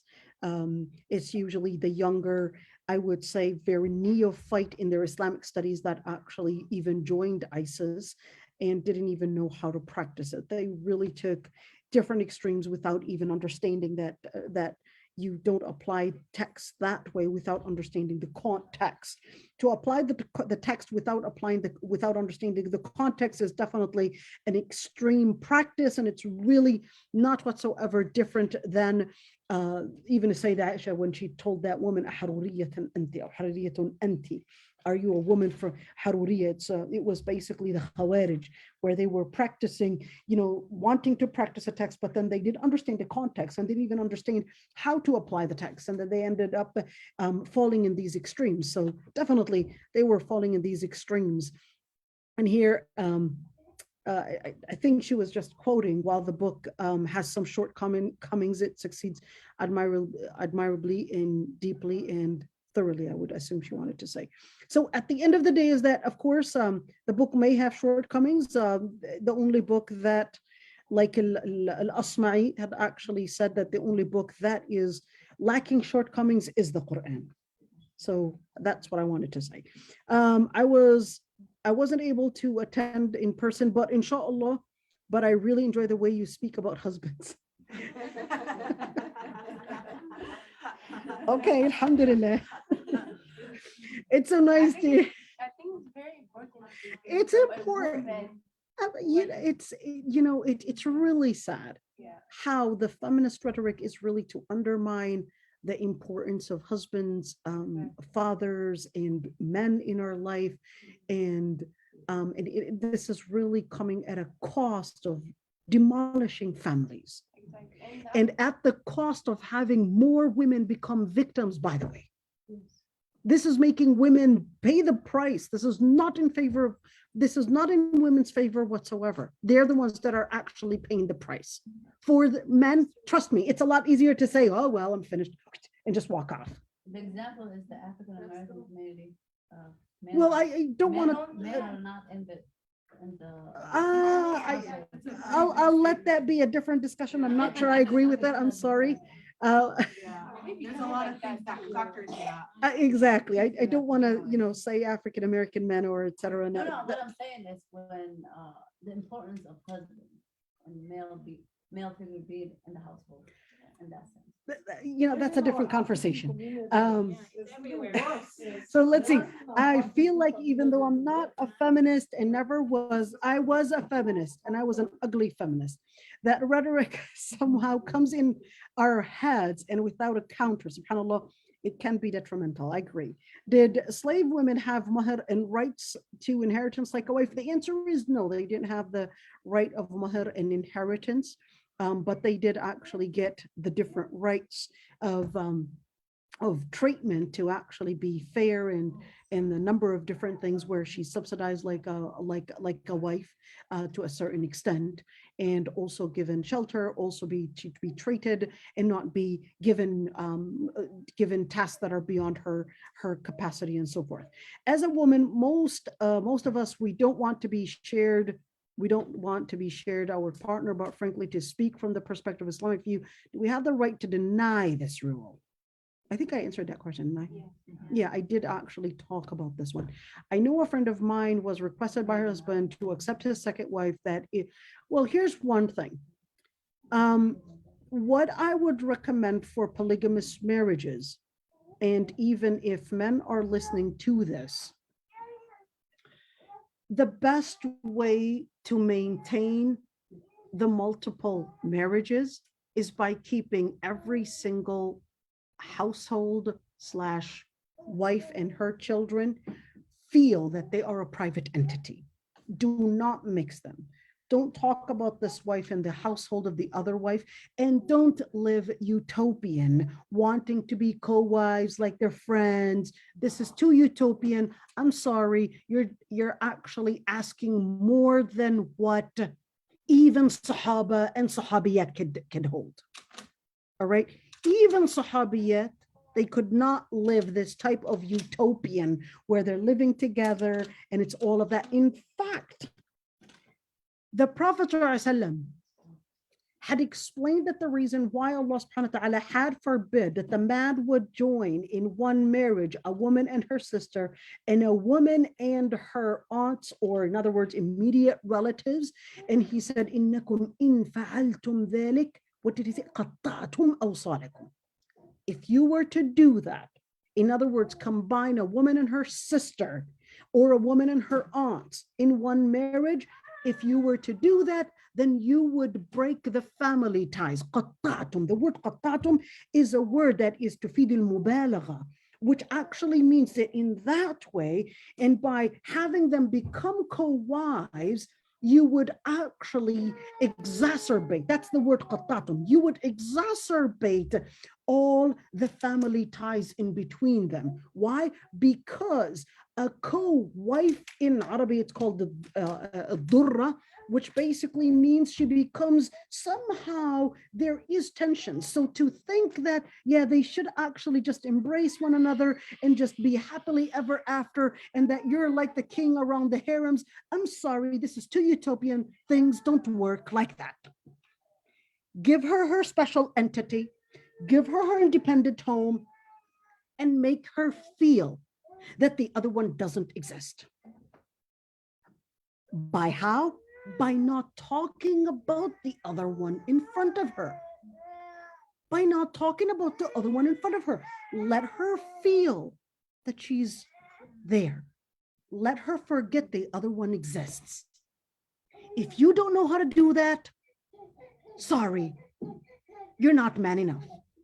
Because what it means to be a man is to learn how to control your mouth.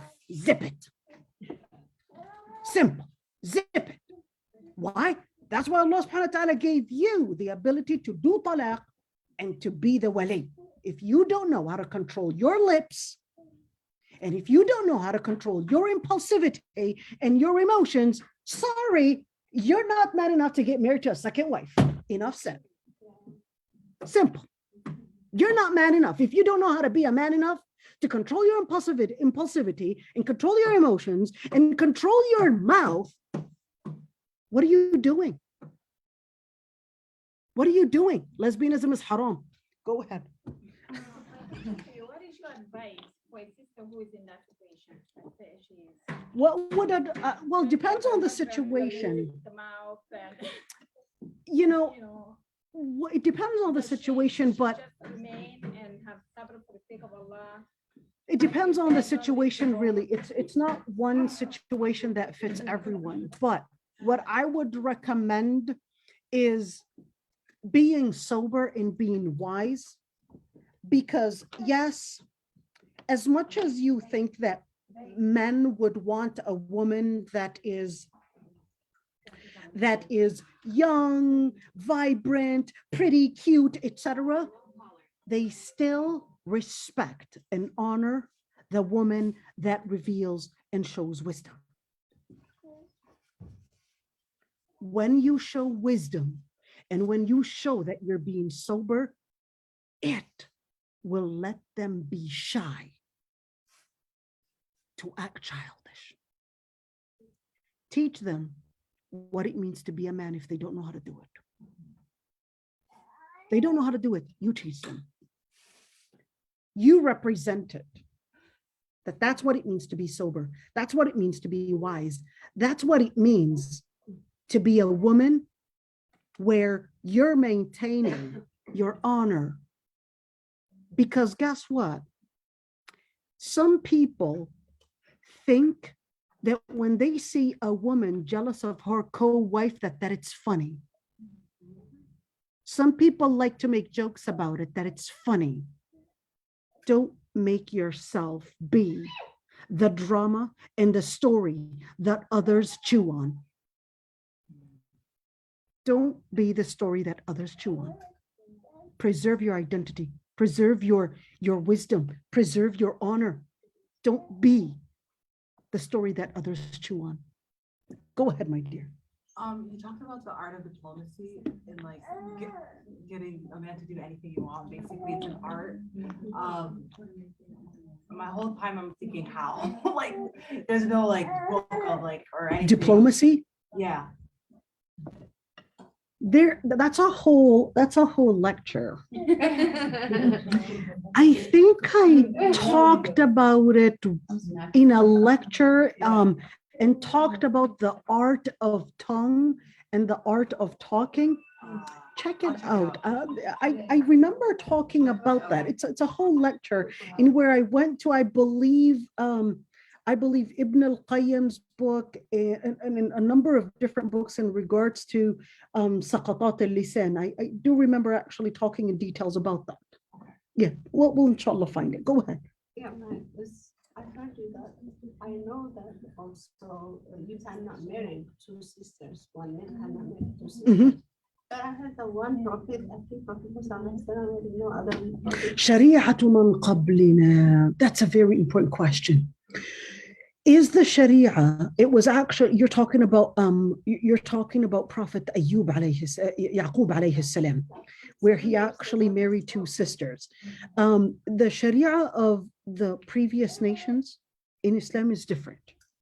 Okay, so the Sharia of the different prophets that preceded the Prophet Muhammad Islam had basically abrogated the previous Sharia, the previous legislatures. All right, so even for example, I mean, why even talk about two sisters? Remember Prophet Adam alayhi salam, the brother would marry his sister, right?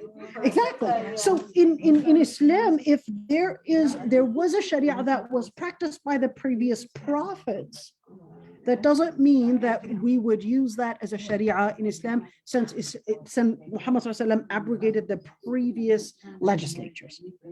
Got it? Okay, so that's not an evidence to use because the process. All right. If a slave woman gave birth to a child of their master, yes, the child would actually inherit, the child would be free. Definitely. Can you please send us the link about diplomacy? Yeah, inshallah, we'll find it, inshallah. There was Sarah, how about Abdu? No, Abdullah and Abdul Rahman, those are basically to say this is Abdu, the slave of Allah subhanahu wa ta'ala, not the slave of any person. Yeah, inshallah, this is actually recorded, so inshallah it will be available. And go ahead, my dear. Yeah, you are out there and you know about the issues in the community and stuff. Don't you think that women don't really know their rights and men don't know their rights? That's what's kind of causing all these problems. I mean, before the Nisa and all this stuff. I mean, isn't it better that the sheikh or whoever kind of Let me say one thing. Fair enough. Is it necessarily? Let me say one thing. Are the problems necessarily related to people not knowing their rights all the time? There is definitely a number of factors to why marital problems do exist. It's not just one. Number one, definitely, a lot of Muslims don't know whether men not know their rights and women not know their rights. Number two is that a lot of those, they may know their rights, but when it comes to practice, taqwa is a major issue, where I would practice it whenever it's in my favor, but then I would basically turn a blind eye when it's not in my favor. This is very common. Number three, which is really important, is that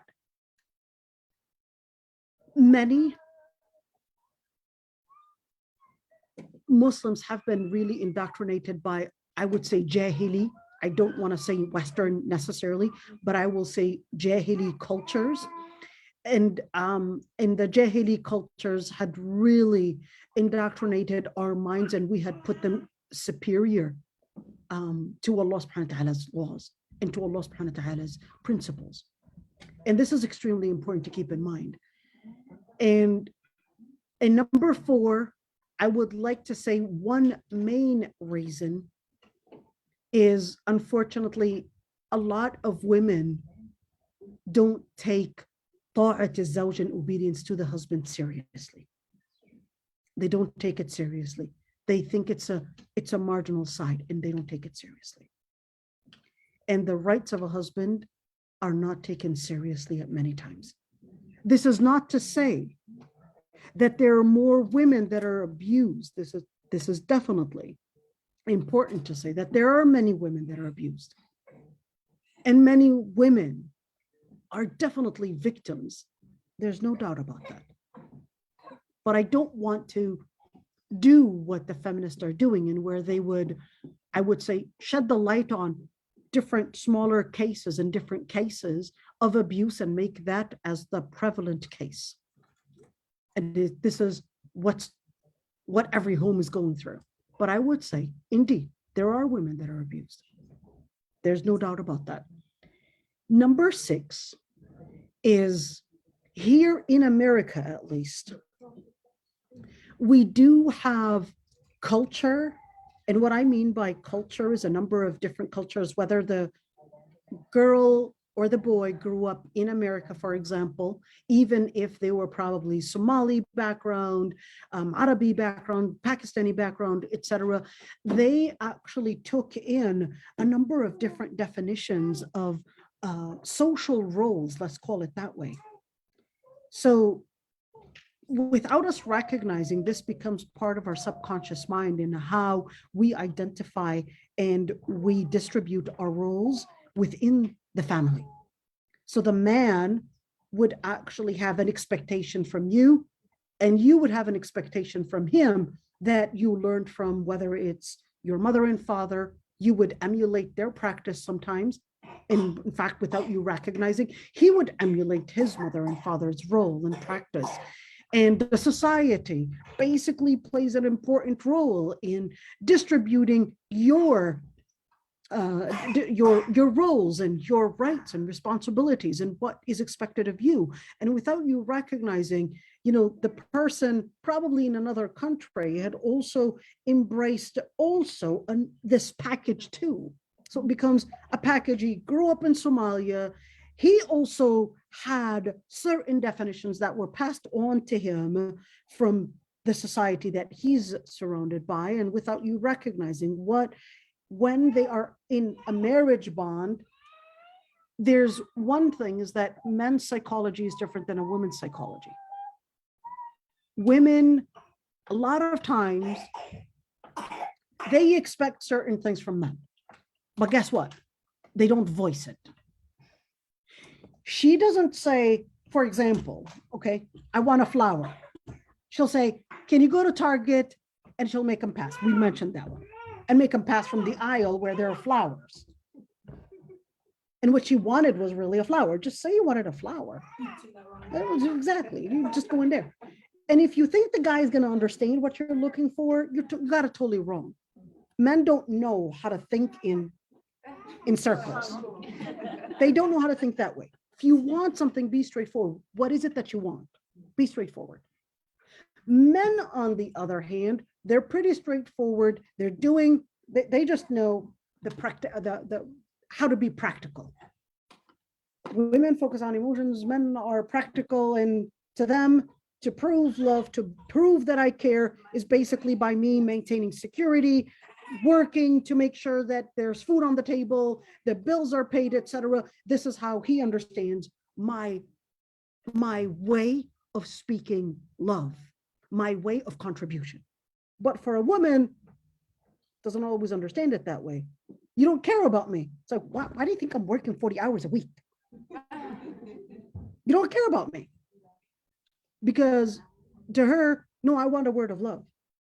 I want some affection, etc. And then that's why I really recommend the women, men are from Venus and men are from Mars, or is it the opposite? Yeah, Is it men are from Mars and men are from Mars, women are from Venus. I think. okay. So definitely read that book and just see how sometimes we might actually fall in these kind of arguments without us recognizing that it's a different. الله أكبر الله أكبر الله أكبر الله أكبر أشهد أن لا إله إلا الله أشهد أن لا إله إلا الله أشهد أن محمدا رسول الله أشهد أن محمدا رسول الله حي على الصلاة حي على الصلاة حي على الفلاح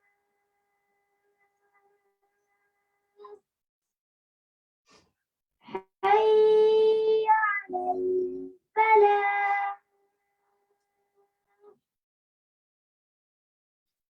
الله أكبر الله أكبر لا إله إلا الله